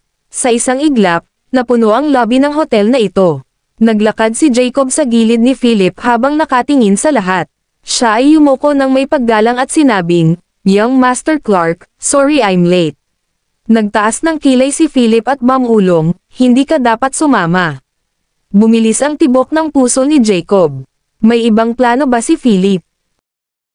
Ang nag-iisang tagapagmana, Philip Clark, Kabanata 1266. Nang makita ni Rafael si Jacob, lumungkot ang mukha nito habang nagtatanong, Mr. Jensen, paprotektahan mo ba sila? Ganito ba ang pakikitungo mo sa mga bisita mo? Umayo si Jacob, tumayo habang nasa likod ang mga kamay, at tumingin kay Rafael habang ibinato sa kanya ang isang folder. Sumigaw siya, si Marco Lopez ay naging aktibo sa aking teritoryo sa loob ng 12-12 ng araw, nang aapi ng mga lalaki at babae, sumusugat at pumatay ng ilang tao matapos malasing. Ito ay mga krimen ng malaki. Si Young Master Clark at ang iba pa ay sapat lamang ang lakas ng loob na parusahan ang mga gumagawa ng masama, kaya hindi ito isang katanungan ng pagprotekta sa kanila. Sa kabaligtaran, ang pamilya Lopez ang sadyang saktan ang mga pumalit sa sining ng ating bansa sa batayan ng pag-aaral ng martial arts, kaya dapat bigyan mo kami ng paliwanag. Sinusuportahan niya si Philip hanggang dulo. Hindi man lang binuksan ni Rafael ang folder at inihagis lang ito sa lupa. Tinitigan niya si Jacob ng malamig na mga mata at mataimtim na sinabi, Mr. Jensen, sinasadya mo bang pahirapan ang pamilya Lopez? Nang marinig iyon, napangiti si Jacob. Ang pamilya Lopez ay hindi karapat-dapat sa aking oras. Damn it! Galit na galit si Rafael at umungol. Ngayon, walang makakaalis sa inyo. Gusto kong lumuhad lahat sa harap ng anak ko at ng tawad sa pagkamatay ninyo. Agad-agad. Sa buong hotel, sa iba pang entrance at exit, sumugod muli ang mahigit 12 boksingero mula sa pamilya Lopez. Handa ding lumaban si Rafael. Narinig ko na ang reputasyon ni Old Master Jensen bilang isang ace ng pambansang martial arts. Ngayon, kinakatawan ko ang Fuchsia Boxing para hamanin ka. Bumungad sa gilid ng mga mata ni Rafael ang matinding pagpatay sa hangarin. Malamig na ngumuso si Jacob at iwinagayway ang malaking kamay. Ang momentum ng isang ace ay ipinapadala tumaas sa langit, na nagulat sa buong lobby sa patay na katahimikan. Natatakot ako na hindi mo ako kalaban. Walang pakialam ang ekspresyon ni Jacob habang sinasabi niya ang totoo. Tumanggaw si Rafael. Oo, maaaring hindi ako mag-isa ang kalaban ni Mr. Jensen, ngunit paano kung magsanib puwersa ako sa 6 na miyembro mula sa 13 majors ng Fuchsia Martial Arts? Pagkababa ng boses niya, automatikong naghiwalay ang mga tao. Sa likod ni Rafael, diretsyong lumabas ang 6 na majors ng Fuchsia Martial Arts Circle. Sa Rafael Lopez, iyon ay isang kabuoang 7 majors. Napabuntong hininga ang lahat. Walang inaasahan na magiging ganito ang sitwasyon. Sa 13 malalaking pangalan sa Fuchsia Martial Arts Circle, 7 na ang lumitaw dito. Nakakatakot. Sa isang iglap ay lumabo rin ang ekspresyon ni Jacob. Kung magsanib puwersa ang 7 martial arts majors, kahit si Jacob, isang ace figure, ay walang pagkakataong manalo. May kasabihan sa mundo ng martial arts, isang ace laban sa 3 majors. Sa madaling salita, ang combat power ng isang ace ay katumbas ng combat power ng 3 majors. Ngayon, 7 sila. Walang pagkakataong manalo si Jacob. Nang maisip ang lahat na walang alinlang ang mawawala si Jacob sa pagkakataong ito at kukunin ang kanyang buhay sa mga kamay ng 7 major, ngumiti si Jacob ng mahina. Aniya, pagpapakita ba ito ng mga numero? Madidismaya ka, kung ganoon. Nang bumaba ang boses niya, napansin agad ng lahat ang abnormalidad. Automatikong naghiwa-hiwalay ang mga tao sa entrance ng lobby. Nakatalikod sa liwanag, isang halo-halong matangkad, pandak, mataba, payat, lalaki, at babae ang lumitaw sa pinto. 6 sila sa kabuuan. Pumasok sa hangganan ang Fuchsia Majors nang walang abiso. Sa palagay mo ba ay walang tao ang pambansang martial arts? Haha, nagkataon na wala akong magandang gawin, kaya tanggalin na natin ang ilang major para masaya. Older fogey, tigilan mo na ang pagmamayabang. Maari ba itong kunin ng iyong likod? Ilang maling boses ang nagmula sa 6 na figure. Kaagad pagkatapos, malakas na hiyawan ang umalangaw-ngaw sa buong hotel. Kasabay nito, ginulat din nito ang mga pamilya at puwersa ng martial arts sa buong mundo. Hinamon ni Ace Mobius Pine ang Fuchsia Majors. Hinamon ni Ace Boris Van ang Fuchsia Majors. Hinahamon ni Ace Dorian Fox ang Fuchsia Majors. Hinamon ni Ace Leon Anders ang Fuchsia Majors. Hinamon ni Ace Luventi ang Fuchsia Majors. Hinamon ni Ace Roxy Fisher ang Fuchsia Majors. Ang 7 Aces ay nagsama-sama. Ang nag-iisang tagapagmana. Philip Clark, Kabanata 1267. Ang tanawin ay talagang nakakagulat. Ang 7 Aces ng National Martial Arts Circle ay nagsama-sama sa okasyong ito. Ito ay itinadhana na may tala sa kasaysayan at itinadhana na magdulot ng mga mabagyong alon sa buong mundo. Sa venue, ang lahat ng mayamang pamilya at puwersa ay huminga sa paghanga sa sandaling ito. Ang iba pang panlabas na puwersa ay gumawa din ng kagiat na komunikasyon upang makipag-ugnayan sa mga pamilya ng martial arts at mga puwersang nasa likod nila. Ang 7 Aces, ang nakasisilaw na pangalan na iyon ay sumisimbolo sa maluwalhating panahon ng pambansang martial arts. Ngayon, nagpakita na naman sila sa harap ng lahat. Sa partikular, ang mga deklarasyon ng hamon na iyon ay nagpaparinig sa mga manunood. Nakakamangha, ito ang pundasyon ng pambansang martial arts, ang pagmamalaki at gulugad ng pambansang martial arts. Kaagad, ang sitwasyon ay biglang nabaligtad. Ang mga mukha ni Rafael at ng iba pang 6 na Fuchsia Martial Arts Majors ay naging malungkot sa sandaling ito. Ang 7 Aces ay talagang hindi masisira na puwersa. Kahit na ang lahat ng 13 Fuchsia Majors ay naroroon, magkakaroon lamang ng isang resulta kabuo ang pagkawasak. Napabuntong hininga ang lahat, tahimik na naghihintay sa susunod na pagunlad. Sa pagdagdag ni Jacob Jensen, kabuoang 7 Aces ang nakatayong magkatabi na may napakalaking fighting spirit sa kanilang mga mata. Nakatitig sila kay Rafael at sa iba pang Majors sa tapat. Ang Fuchsia Majors ay lumaganap na ganap. Naglakas loob ka pang tumawid sa hangganan ngayon. Nakalimutan mo na ba ang kasunduan 15 taon na ang nakakaraan? Isa sa kanila ay matangkad at payat. Siya ay isang matandang mukha na sanggol na may puting balbas at nakasuot ng itim na damit. Nakatayo siya habang nasa likod niya ang kanyang mga kamay, ang kanyang mga mata ay pumuputok ng napakatalino na liwanag. Ang lalaking ito ay si Dorian Fox, ang pinuno ng Tai Chi Association. Napakasungit ng mukha ni Rafael habang nararamdaman ang mapang-ipong panggigipit ng kalaban. Sa paghaharap ng 7 Aces, hindi napigilan ni Rafael ang ganoong tingin. With the 7 Aces here, the sight is very spectacular, indeed. Lubos akong ikinararangal na masaksihan ito. Kinagat ni Rafael ang kanyang mga ngipin at same time na sinabi. Sa oras na ito, hindi siya madaling umatras. Tumanggi siyang maniwala na ang 7 tao sa kabilang panig ay maglalakas loob na kumilos. Kahit na gawin nila, ang 7 Majors ay magagawang lumaban hanggang kamatayan na hindi bababa sa 2 Aces.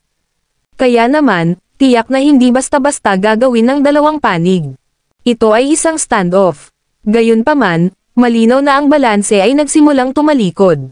Haha, ang munting pamilya Lopez mula sa Fuchsia ay naglakas loob na pumunta sa aking teritoryo para manggulo. Wala na talaga silang respeto sa mga matatandang tulad natin. Bakit wala akong laban sa inyong lahat ngayon? Ito ay sinalita ng isang matambok na nasa katanghaliang gulang na lalaki na mga 40 o 50 taong gulang na may bilog na mukha.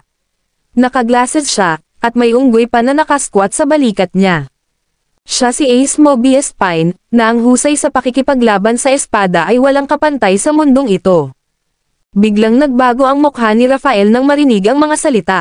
Nilinggan niya si Jacob at sinabing, Old Master Jensen, mag-aaway ba talaga tayo?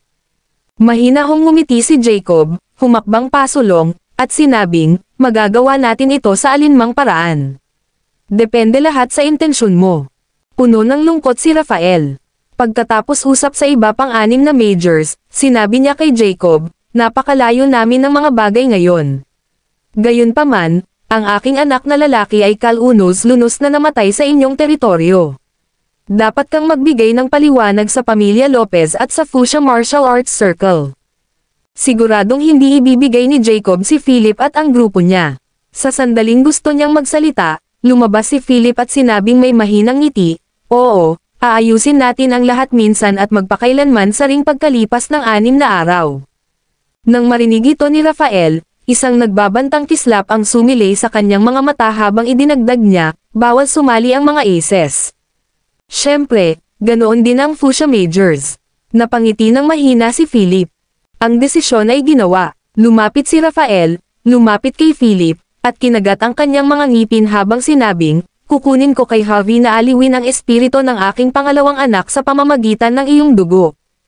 Inasahan ko ito, casual na sabi ni Philip. Kinawayan ni Rafael ang kanyang kamay. May galit na ekspresyon sa kanyang mukha, umalis siya kasama ang kanyang mga tao.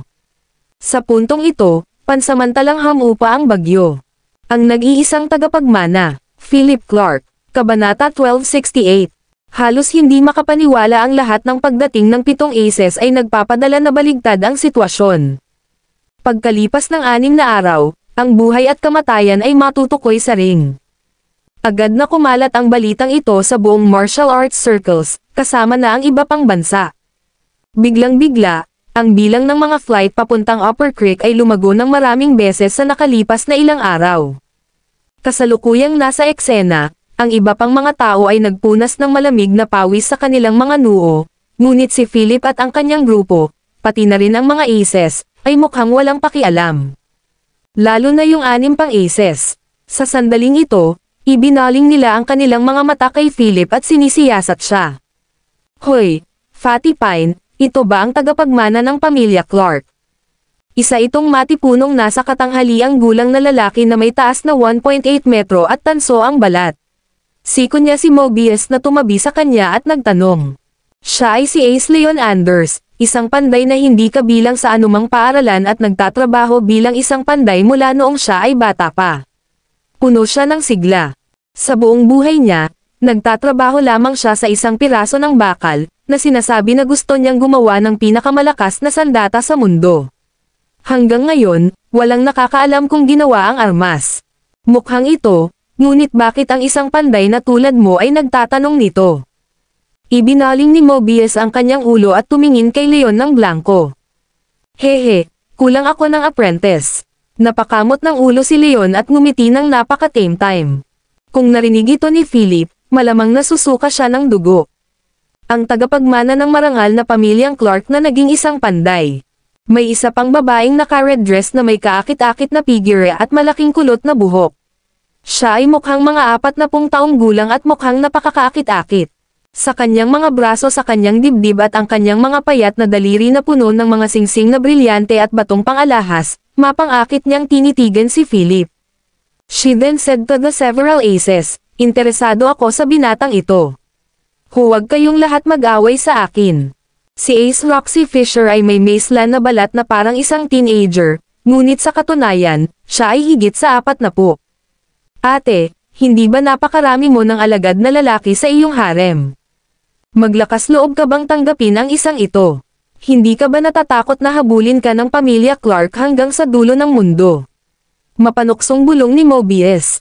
Bam! Kaagad, hinawakan ni Roxy si Mobius sa likod ng kanyang leeg at inihagis sa gilid, nagmumura, Fatty Pine, masyado kang nagsasalita. Si Mobius ay gamulong na parang bola at saka bumangon habang nagsisipilyo ng alikabok sa kanyang katawan. Bamulong siya ng ilang salita at naglakad pabalik. Biglang napansin ni Philip na tinatitigan siya ng kanilang master. Ngumiti siya ng mahina at yumoko sa mga nakatatanda. Pagkatapos ng lahat, ang kanilang pagkakakilanlan ay karapat-dapat sa kanyang kagandahang loob. Nang matapos ang usapin, binawi ni Jacob ang lahat at inanyayahan din si Felipe na manatili, na sinasabi na ang ilan sa mga amo ay gustong makita siya. Nag-isip sandali si Philip bago siya pumayag at sinabihan si Josh at ang iba na bumalik muna. Pagkalipas ng 6 na araw, sila ang pangunahing puwersa sa ring. Pagdating nila sa private villa ni Jacob, kanina pa naghihintay ng 6 na master. Ibang-iba sa nakaraang seryosong eksena, sa 6, ang mga matatanda ay nagbabasa ng dyaryo at nanunood ng mga ibon habang ang mga nakababata, tulad ni Roxy, ay tumitingin sa mga mababang pampaganda. Nakatitig siya sa isang lalaking ambassador para sa isang lipstick brand at sumisigaw na parang lasing, bibili ako ngayon din. Hindi karapat-dapat ang mga anak ko. Bibili lang ako para sa sarili ko. Naglalaro sina Leon at Mobius ng mga video game. Ito ay isang napaka-moderno at makatutuhanang eksena.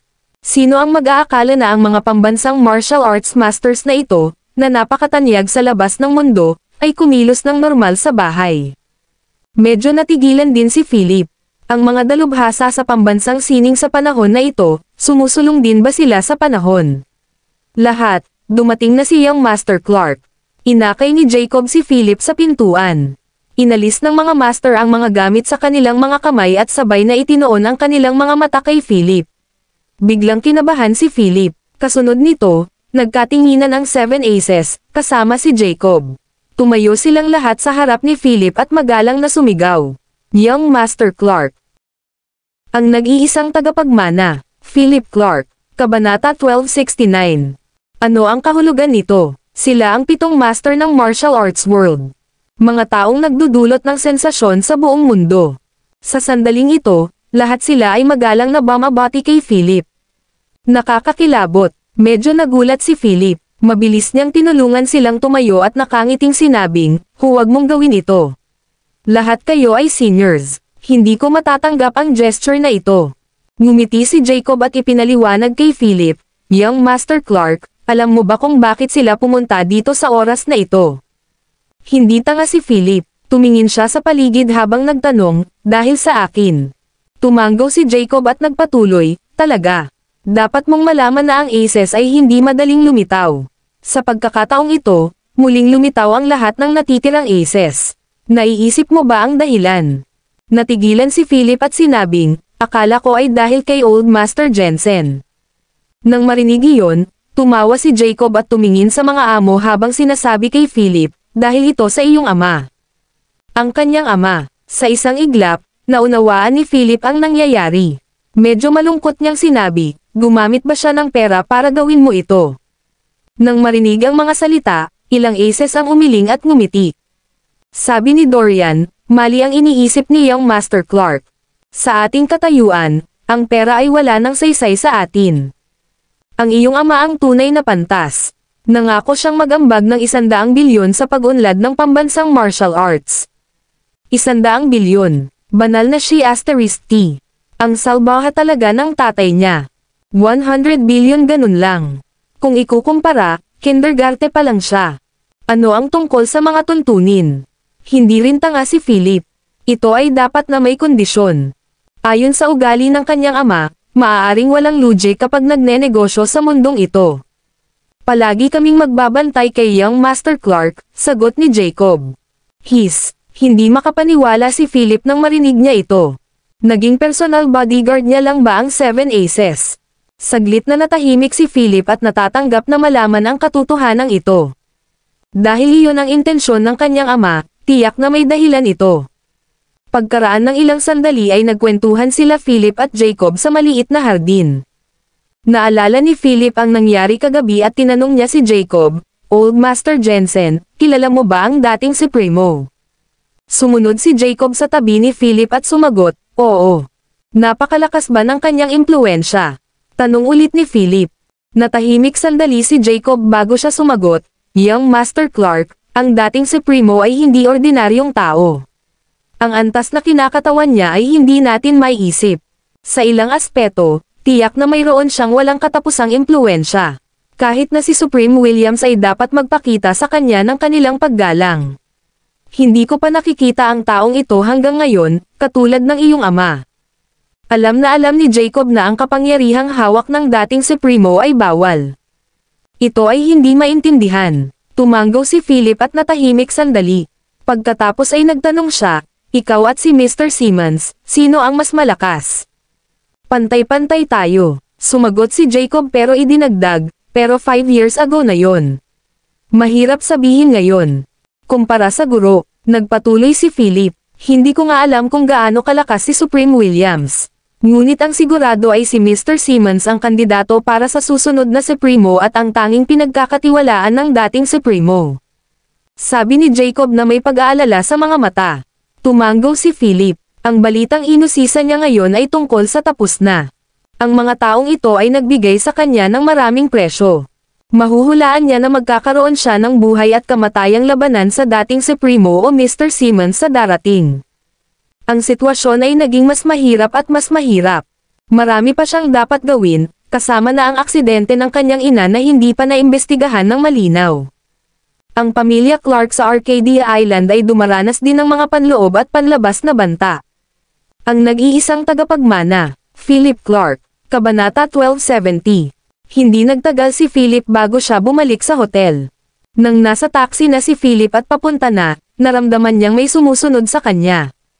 Upang hindi malantad ang hotel na tinutuluyan ni Win at Mila, sinabihan niya ang driver na magmaneho sa isang malaking bilog habang bumaba siya ng kotse at tumalikod para makalusot sa isang eskinita. Huminto din ang itim na van na nakasunod sa likod ng taxi.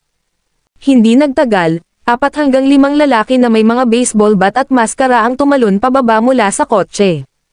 Makinig ka, baliin mo lang ang mga braso at binti niya. Huwag mo siyang patayin. May tato sa leeg ang binata na nanguna. Sigaw niya sa mga lalaki. Oo, boss, kaagad pagkatapos, ang 4 hanggang 5 taong ito ay mabilis na sumugod sa eskinita. Gayunpaman, naghihintay sa harap nila ang 12 ng mga thug na nakasuot ng leather jacket at may hawak na iba pang armas. Tumayo si Philip sa harap ng mga taong ito, ang kanyang mga kamay ay nasa bulsa ng kanyang pantalon. Tahimik siyang tumingin sa 4 hanggang 5 tao sa tapat. F***, isa itong bitag. Takbo. Agad na sumigaw ang binata na nanguna at sinubukang tumakas. Gayunpaman, sa likod nila, isang grupo ng mga tulisan ang mabilis na sumugod palabas. Lahat sila ay may mga armas. Sa sandaling ito, ang mga batang hooligan ay nagpapanik. Thud. Bago magsalita si Philip, lumuhad ang binata at humingi ng awa. Kuya, nagkamali kami, bigyan kami ng paraan. Nagsusumikap lang kaming maghanap buhay. Kaagad pagkatapos, lumuhad din ang iba at humingi ng awa. Humakbang si Philip na walang malasakit na mga mata at tinitigan sila ng masama habang nagtanong sa malamig na boses, sino ang nagpadala sa iyo? Mapait ang ekspresyon ng binata habang sinasabi, hindi namin alam. Natanggap lang namin ang gawaing ito online. Kung binali namin ang iyong mga braso at binti, makakakuha tayo ng $200,000. Nagsasabi ka ba ng totoo? Tanong ni Philip. Ito ang katotohanan. Kung hindi ka naniniwala sa akin, maaari kong ipakita sa iyo ang kasaysayan ng chat. Sa sandaling ito, nanginginig sa takot ang binata. Nagmamadali niyang inilabas ang kanyang telepono, hinanap ang chat history na binanggit ang gawain, at ibinigay ito kay Philip. Sinulyapan siya ni Philip at sinabi kay Heath na nasa likuran niya, turuan sila ng leksyon. Pagkatapos nun, naglakad na siya palabas ng eskinita. Agad na humarap si Heath sa likuran ni Philip at sinabing, "Oo, Mr. Clark." Tapos, nanlamig ang gilid ng mga mata niya. Kinuha niya ang baseball bat sa kanyang kamay at binasag ito, sumigaw, "How dare you make a move against Mr. Clark? Hindi mo ba unang nalaman kung sino ang namamahala sa teritoryong ito?" Maya-maya, umalangaw ang mga hiyawan mula sa eskinita sa buong 10 minuto. Nang matapos ang lahat, tumakbo palabas si Heath at magalang na nagsigarilyo para kay Philip, na nagsasabing, "Mr. Clark, tapos na." Tumanggaw si Philip at sinabing, "Alamin kung sino ang gumagawa nito sa likod ko." "Makakatiyak ka, Mr. Clark. Madalas naming ginagawa ang ganitong uri ng gawain at may sariling mga channel. Malaman natin sa lalong madaling panahon," garantiya ni Heath. Walang masyadong sinabi si Philip. Tumalikod siya, pumara ng taxi, at umalis.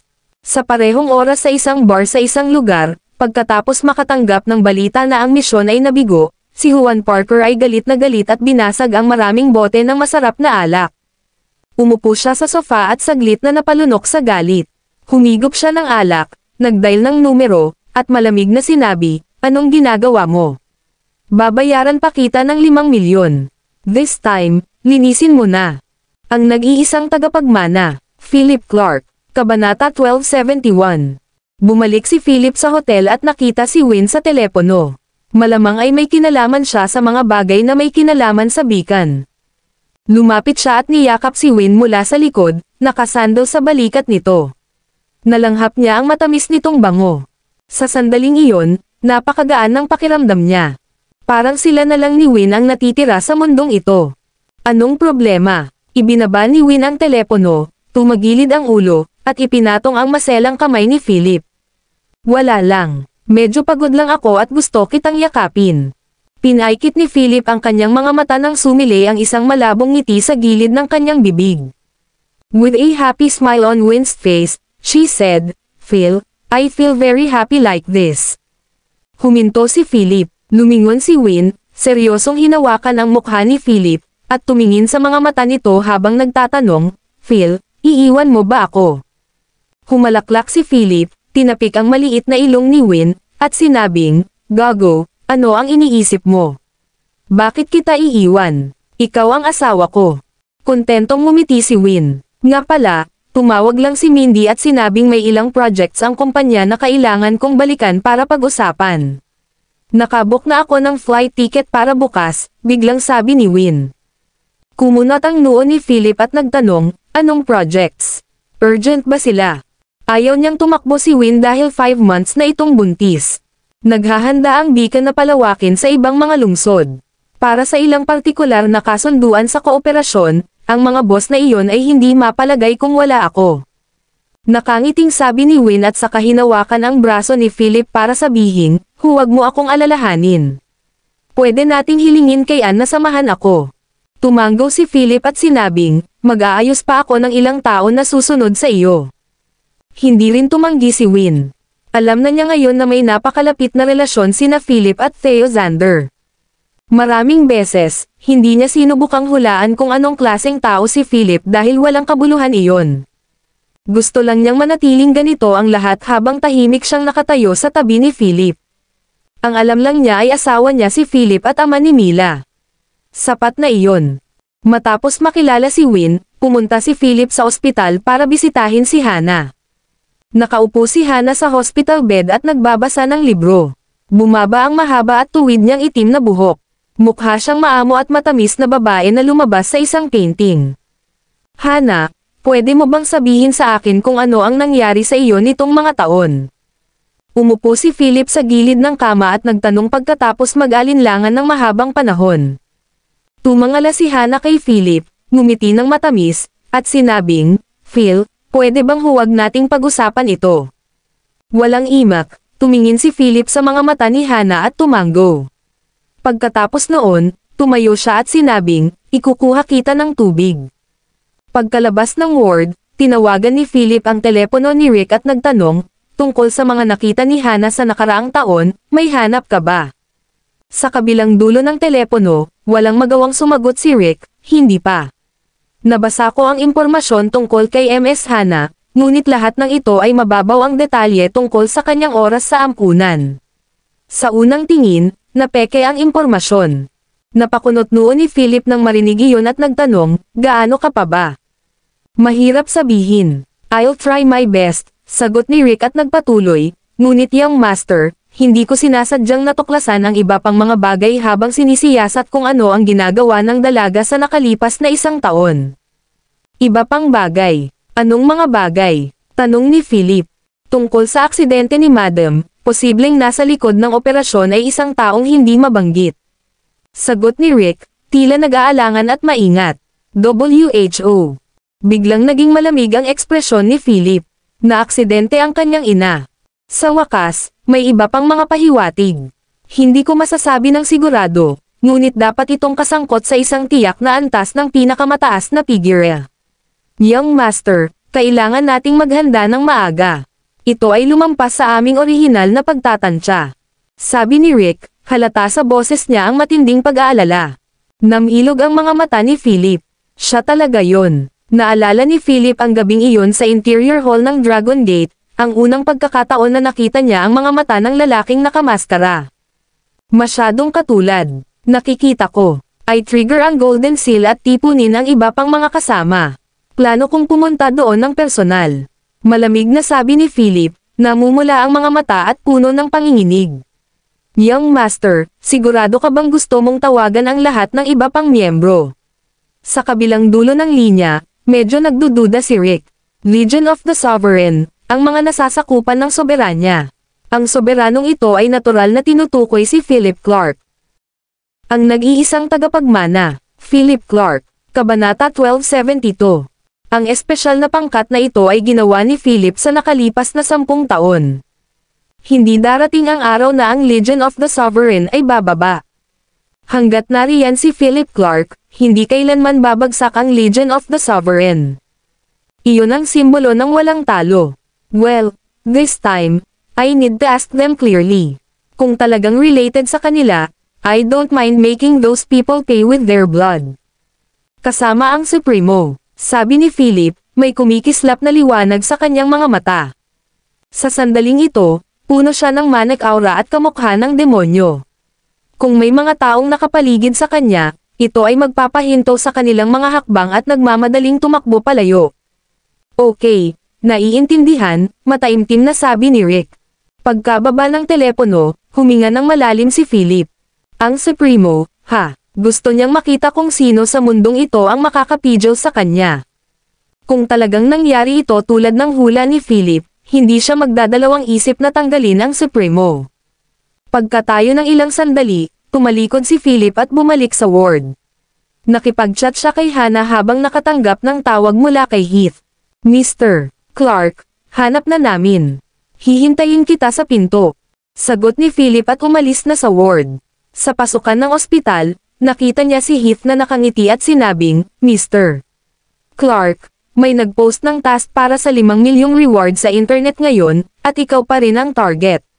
Sinundan namin ang trail at nakita namin ang boss sa likod ng mga eksena. Sino ang kabilang partido? Nanginginig ang mga mata ni Philip.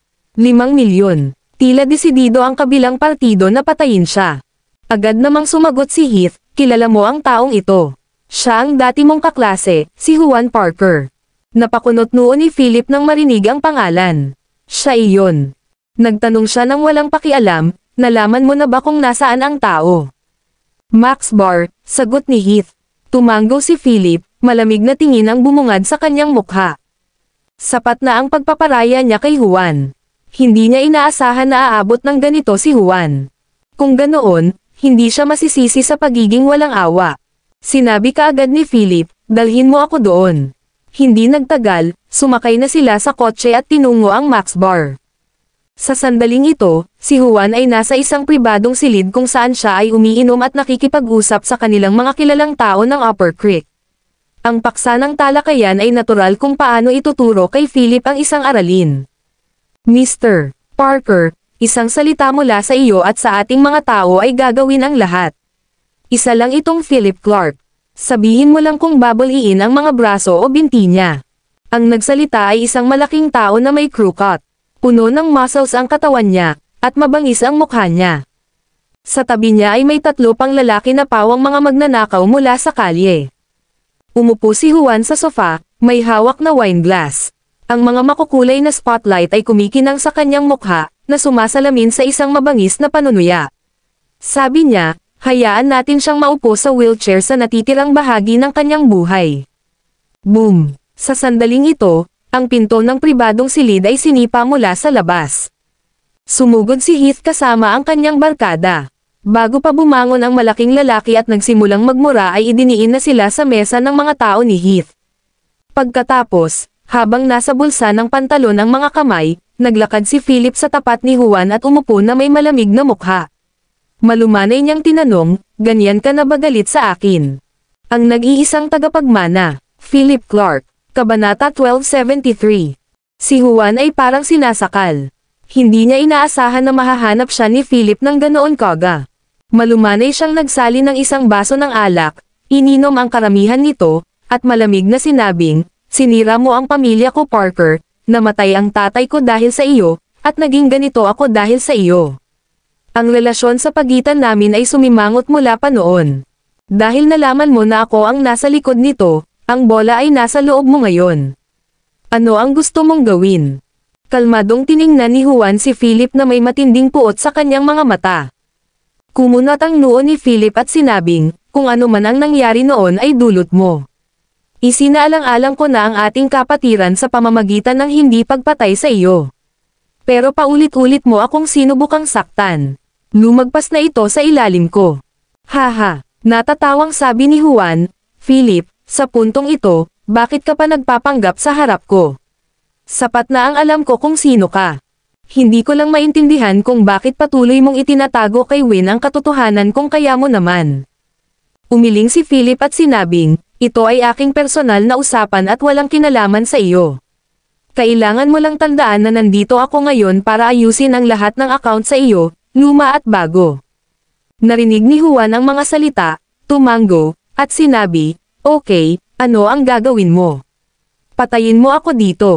Tumanggi si Juan na maniwala na ang isang tulad ni Philip ay talagang maglakas loob na gawin ang anumang bagay. Walang pakialam ang mga mata ni Philip habang nakatitig kay Juan at sinabing, "Hindi ako lalapit sa pagpatay sa iyo, ngunit gusto kong turuan ka ng leksyon. Maaari mo ring kunin ito bilang aking huling babala sa iyo. Sana pagkatapos ng araw na ito, pigilan mo ang sarili mo. Kung pipilitin mo pa ring gawin ang mga bagay na iyon, wala akong balak na patayin ka." Pagkatapos nun, tumayo na si Philip at lumabas ng private room.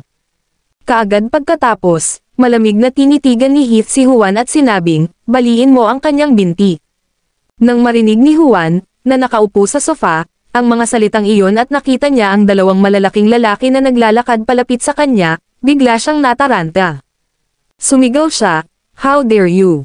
Ako si Juan Parker. Kung maglalakas loob kang lapitan ako, babayaran kita ng dugo mo." Gayunpaman, malamig na ngumuso si Heath at nagbigay ng senadoryas. Sa harap ng nakakatakot na mga mata ni Juan, dalawang malalakas na lalaki ang lumapit sa kanya at pumunta siya sa sofa. Bam! Ibinagsak ng isa sa matipunong lalaki ang baseball bat at nabali ang kaliwang paa ni Juan. Arg! Sa isang iglap ay narinig sa silid ang nakakataba ng pusong hiyawan ni Juan. Nakatayo si Philip sa pintuan ng silid, nakasando sa dingding habang humihit-hit ng sigarilyo. Tapos, naglakad na siya palayo. Magulo ang kwarto. Naghiwa-hiwalay ang mga tao.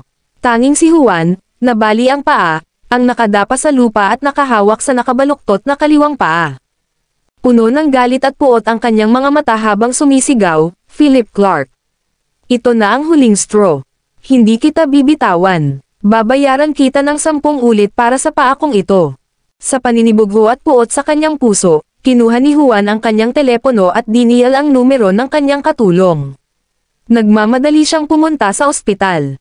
Kasabay nito, isinaad din sa agenda ang planong ginawa niya kay Martha Yates para paalisin si Philip sa sambahayan.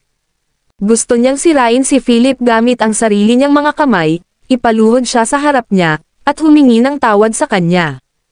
Umalis si Philip sa lugar na ito at bumalik sa hotel, sakto namang nakasalubong niya si Lydia Jensen na kanina pa naghihintay sa pintuan. Ang maliit na batang babae na ito ay nakasuot ng itim na leather jacket at pantalon, mukhang napakasunod sa moda. Naka-ponytail ang kanyang buhok, at nakasuot siya ng malaking salaming pang-araw na nakatikip sa kalahati ng kanyang mukha. Nakita pa rin ang mapupulang cherry na labi niya. Gamit ang kanyang mga braso sa kanyang dibdib at ang kanyang tuwid, balingkinitan ng mga binti, ang kanyang paningin ay partikular na nakaakit sa lahat ng mga mata ng mga lalaki. Sa hindi nakakagulat na kahit sino, pati ang mga babaeng lumalabas-masok sa hotel ay sumulyap sa kanya na puno ng selos. Masyadong maganda ang kanyang figure. "Oy, Kuya Philip." Nang makita ni Lydia si Philip, ikanaway niya ang kanyang kamay mula sa malayo at saka humakbang na may ngiti sa kanyang mukha. Kinuha niya ang braso ni Philip sa publiko. Ang eksenang ito ay namangha sa maraming dumaraan, kapwa lalaki at babae. Ang nag-iisang tagapagmana, Philip Clark, Kabanata 1274. Nagmukhang diwata ang babae samantalang ang lalaki ay napaka-ordinaryo. Naramdaman ni Philip ang kakaibang tingin sa paligid at walang magawang hinayla ang maliit na kamay ni Lydia. Kumunat ang noo niya at nagtanong, "Bakit ka nandito?" Nagmamaktol si Lydia at inikat ang mga mata kay Philip. Hinawakan niya muli ang braso ni Philip at sinabing mapang-akit, "Miss na kita, kaya narito ako para makita ka." Naramdaman agad ni Philip ang pagkirot ng kanyang anit. Hindi siya ganoon ka-charming, tama. Hinayla muli ni Philip ang braso ni Lydia at ngumiti ng paumanhin, sinabing, "May asawa na ako."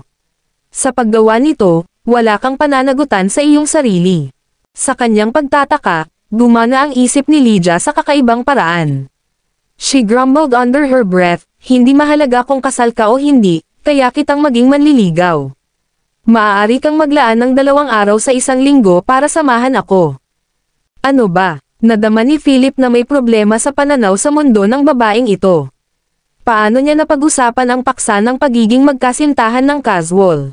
I suggest na magpatingin ka sa doktor, bata ka pa.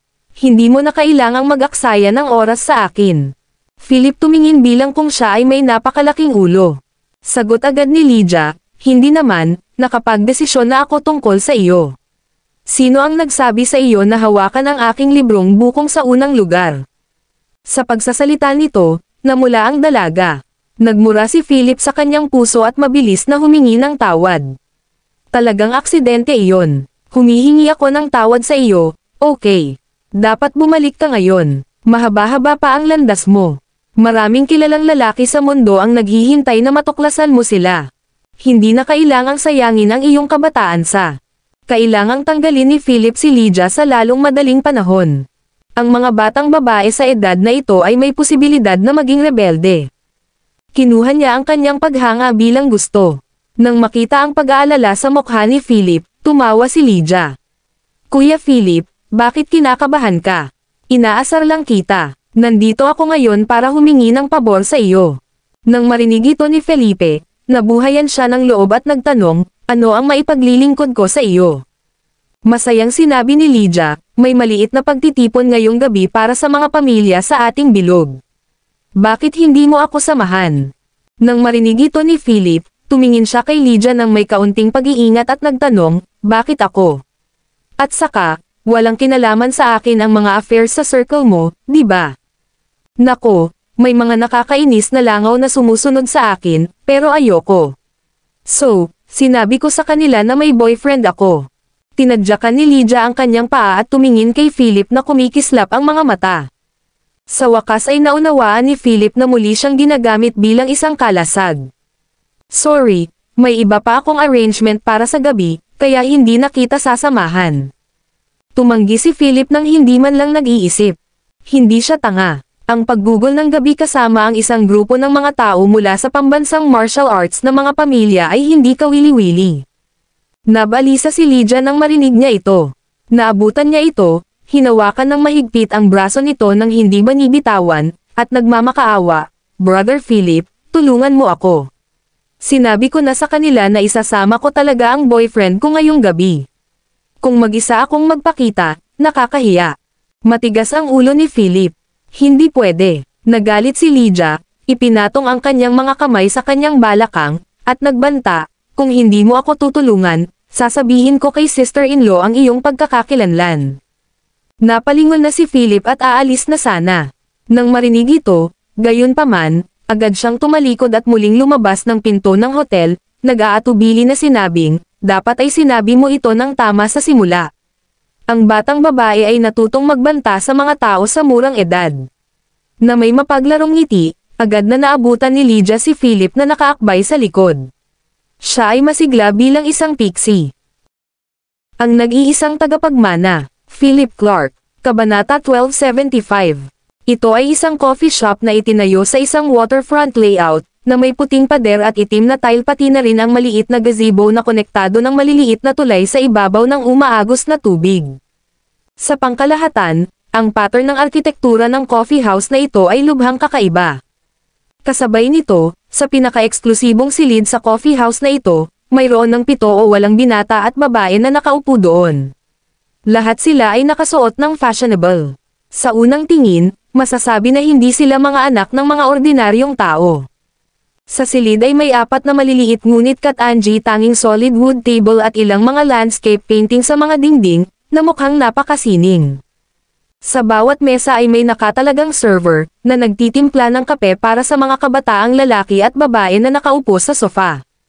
Napaka-elegante. Sa mesa ay maraming susi ng iba pang sasakyan, gaya ng Ferrari, Porsche, at Maserati, na lahat ay napakaranggal. Nagdala rin ang mga dalaga ng mga branded na handbag tulad ng Gucci, LV, at Chanel. Ito ay isang pagtitipon ng mayamang ikalawang henerasyon, talaga. Anong oras na? Bakit hindi pa dumarating si Lydia? Isang batang babae na nakaitim na damit ang sumulyap sa relong Patek Philippe sa kanyang palso at bamulong sa hindi kasiyahan.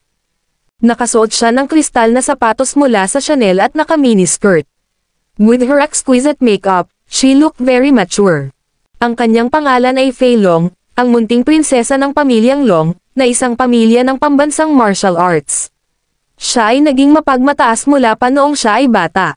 Ang isa pang gwapong binata na may crew cut ay humigop ng kanyang kape at nag-echo, "Oo, medyo maagap si Lydia. Bakit siya late ngayon?" Habang nagsasalita ay nahadyap ng mata niya ang dalaga. Alam ng lahat sa bilog na gusto niya si Faye at maraming beses nang umamin dito, ngunit hindi siya nagtagumpay. Hay nako, hindi naman talaga isasama ni Lydia ang boyfriend niya, diba? Akala ko nagbibiro siya. Nagtatakang sabi ng isang babaeng nakapink na damit sa tabi ni Faye. Hindi naman siguro. Kailan nagka-boyfriend si Lydia? Tanong ng binatilyong may crew cut. Sobra si Lydia. Hindi ba niya alam ang nararamdaman ni Third Young Master Yero sa kanya? Sinadya ito ni Faye na kunwaring galit. Sabay tingin sa gwapong lalaki na naka-navy blue suit na nakaupo sa gitna ng grupo ng mga tao. Andrew Yero, ang ikatlong batang master ng pamilya Yero. Malinaw, si Andrew ang pinuno ng grupong ito ng mga inapo mula sa mga pamilya ng pambansang martial arts. Pagkatapos ng lahat, ang katayuan ng pamilya Yero sa bilog ng martial arts ay nakikilala pa rin. Nang marinig ito, maraming lalaki at babae ang nag-echo. Nakakunot ang mga kilay ni Andrew sa sandaling ito. Inilagay niya ang tasa ng kape sa kanyang kamay sa mesa ng malakas at sumangot. Kahit na sino man iyon, babayaran ko siya ng masakit kung maglalakas loob siyang magtanim ng anumang intensyon kay Lydia. Nang marinig ito, maraming lalaki at babae ang nag-echo. Tama si Andrew. Kung talagang dadalhin ni Lydia ang isang lalaki, tuturuan natin siya ng leksyon. Hehe. Gusto kong makita kung sinong mangmang ng ahas na agawin ang isang babae kay Andrew. Hindi lang maintindihan ni Lydia ang pagmamahal ni Andrew sa kanya. Kung ako lang, sa pagtrato sa akin ni Andrew ng ganito, matagal ko nang inihagis ang sarili ko sa kanyang mga bisig. Nakikinig sa daldalan sa paligid, humigop muli ng kape si Andrew, na nararamdaman na nakaramdam ng disgusto sa kanyang puso. Minabuti ni Lydia na huwag magdala ng sino man dito. Habang nag-uusap ang lahat ay bumukas ang pinto ng kwarto mula sa labas. Pumasok si Lydia kasama si Philip. Lydia, sa wakas nandito ka na. Hinihintay ka ng lahat. Naunang lumapit si Faye at niyakap si Lydia, mukhang kilalang kilala. Lydia, paano ka na late sa party natin? Humihingi ka ng penalty. Dagdag pa ng lalaking may crew cut. Hoy ikaw, isara mo ang pinto at lumabas ka. Sa pagkakataong ito, may nagturo kay Philip na nakatayo sa pintuan at inutusan siya. Oh, saan nanggaling ang tanga? Mawala ka agad. Sa kasamaang palad, masyadong ordinaryo ang hitsura ni Philip at itinuring siyang waiter na nagdala kay Lydia. Nang makita ito, agad na hinawakan ni Lydia ang braso ni Philip at ipinakilala ang lahat, "Pakilala ko. Boyfriend ko ito, Phil."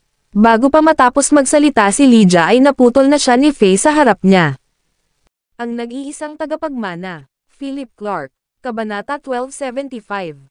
Ito ay isang coffee shop na itinayo sa isang waterfront layout, na may puting pader at itim na tile pati na rin ang maliit na gazebo na konektado ng maliliit na tulay sa ibabaw ng umaagos na tubig. Sa pangkalahatan, ang pattern ng arkitektura ng coffee house na ito ay lubhang kakaiba. Kasabay nito, sa pinaka-eksklusibong silid sa coffee house na ito, mayroon ng 7 o 8 binata at babae na nakaupo doon. Lahat sila ay nakasuot ng fashionable. Sa unang tingin, masasabi na hindi sila mga anak ng mga ordinaryong tao. Sa silid ay may 4 na maliliit ngunit kat-anji tanging solid wood table at ilang mga landscape painting sa mga dingding, na mukhang napakasining. Sa bawat mesa ay may nakatalagang server, na nagtitimpla ng kape para sa mga kabataang lalaki at babae na nakaupo sa sofa. Napaka-elegante. Sa mesa ay maraming susi ng iba pang sasakyan, gaya ng Ferrari, Porsche, at Maserati, na lahat ay napakaranggal. Nagdala rin ang mga dalaga ng mga branded na handbag tulad ng Gucci, LV, at Chanel. Ito ay isang pagtitipon ng mayamang ikalawang henerasyon, talaga. Anong oras na? Bakit hindi pa dumarating si Lydia? Isang batang babae na nakaitim na damit ang sumulyap sa relong Patek Philippe sa kanyang palso at bamulong sa hindi kasiyahan. Nakasuot siya ng kristal na sapatos mula sa Chanel at naka-miniskirt. With her exquisite makeup, she looked very mature. Ang kanyang pangalan ay Fei Long, ang munting prinsesa ng pamilyang Long, na isang pamilya ng pambansang martial arts.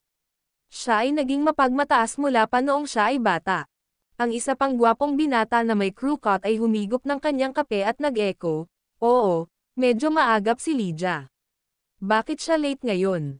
Habang nagsasalita ay nahadyap ng mata niya ang dalaga. Alam ng lahat sa bilog na gusto niya si Faye at maraming beses nang umamin dito, ngunit hindi siya nagtagumpay. Hay nako, hindi naman talaga isasama ni Lydia ang boyfriend niya, diba? Akala ko nagbibiro siya. Nagtatakang sabi ng isang babaeng nakapink na damit sa tabi ni Faye. Hindi naman siguro. Kailan nagka-boyfriend si Lydia? Tanong ng binatilyong may crew cut. Sobra si Lydia. Hindi ba niya alam ang nararamdaman ni Third Young Master Yero sa kanya? Sinadya ito ni Faye na kunwaring galit. Sabay tingin sa gwapong lalaki na naka-navy blue suit na nakaupo sa gitna ng grupo ng mga tao. Andrew Yero, ang ikatlong batang master ng pamilya Yero. Malinaw, si Andrew ang pinuno ng grupong ito ng mga inapo mula sa mga pamilya ng pambansang martial arts. Pagkatapos ng lahat, ang katayuan ng pamilya Yero sa bilog ng martial arts ay nakikilala pa rin. Nang marinig ito, maraming lalaki at babae ang nag-echo. Nakakunot ang mga kilay ni Andrew sa sandaling ito. Inilagay niya ang tasa ng kape sa kanyang kamay sa mesa ng malakas at sumangot. Kahit na sino man iyon, babayaran ko siya ng masakit kung maglalakas loob siyang magtanim ng anumang intensyon kay Lydia. Nang marinig ito, maraming lalaki at babae ang nag-echo. Tama si Andrew. Kung talagang dadalhin ni Lydia ang isang lalaki, tuturuan natin siya ng leksyon. Hehe, gusto kong makita kung sinong mangmang ng ahas na agawin ang isang babae kay Andrew. Hindi lang maintindihan ni Lydia ang pagmamahal ni Andrew sa kanya. Kung ako lang, sa pagtrato sa akin ni Andrew ng ganito, matagal ko nang inihagis ang sarili ko sa kanyang mga bisig. Nakikinig sa daldalan sa paligid, humigop muli ng kape si Andrew, na nararamdaman na nakaramdam ng disgusto sa kanyang puso. Minabuti ni Lydia na huwag magdala ng sino man dito. Habang nag-uusap ang lahat ay bumukas ang pinto ng kwarto mula sa labas. Pumasok si Lydia kasama si Philip. "Lydia, sa wakas nandito ka na. Hinihintay ka ng lahat." Naunang lumapit si Faye at niyakap si Lydia, mukhang kilalang kilala.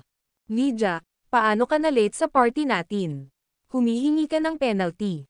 Dagdag pa ng lalaking may crew cut. "Hoy ikaw, isara mo ang pinto at lumabas ka."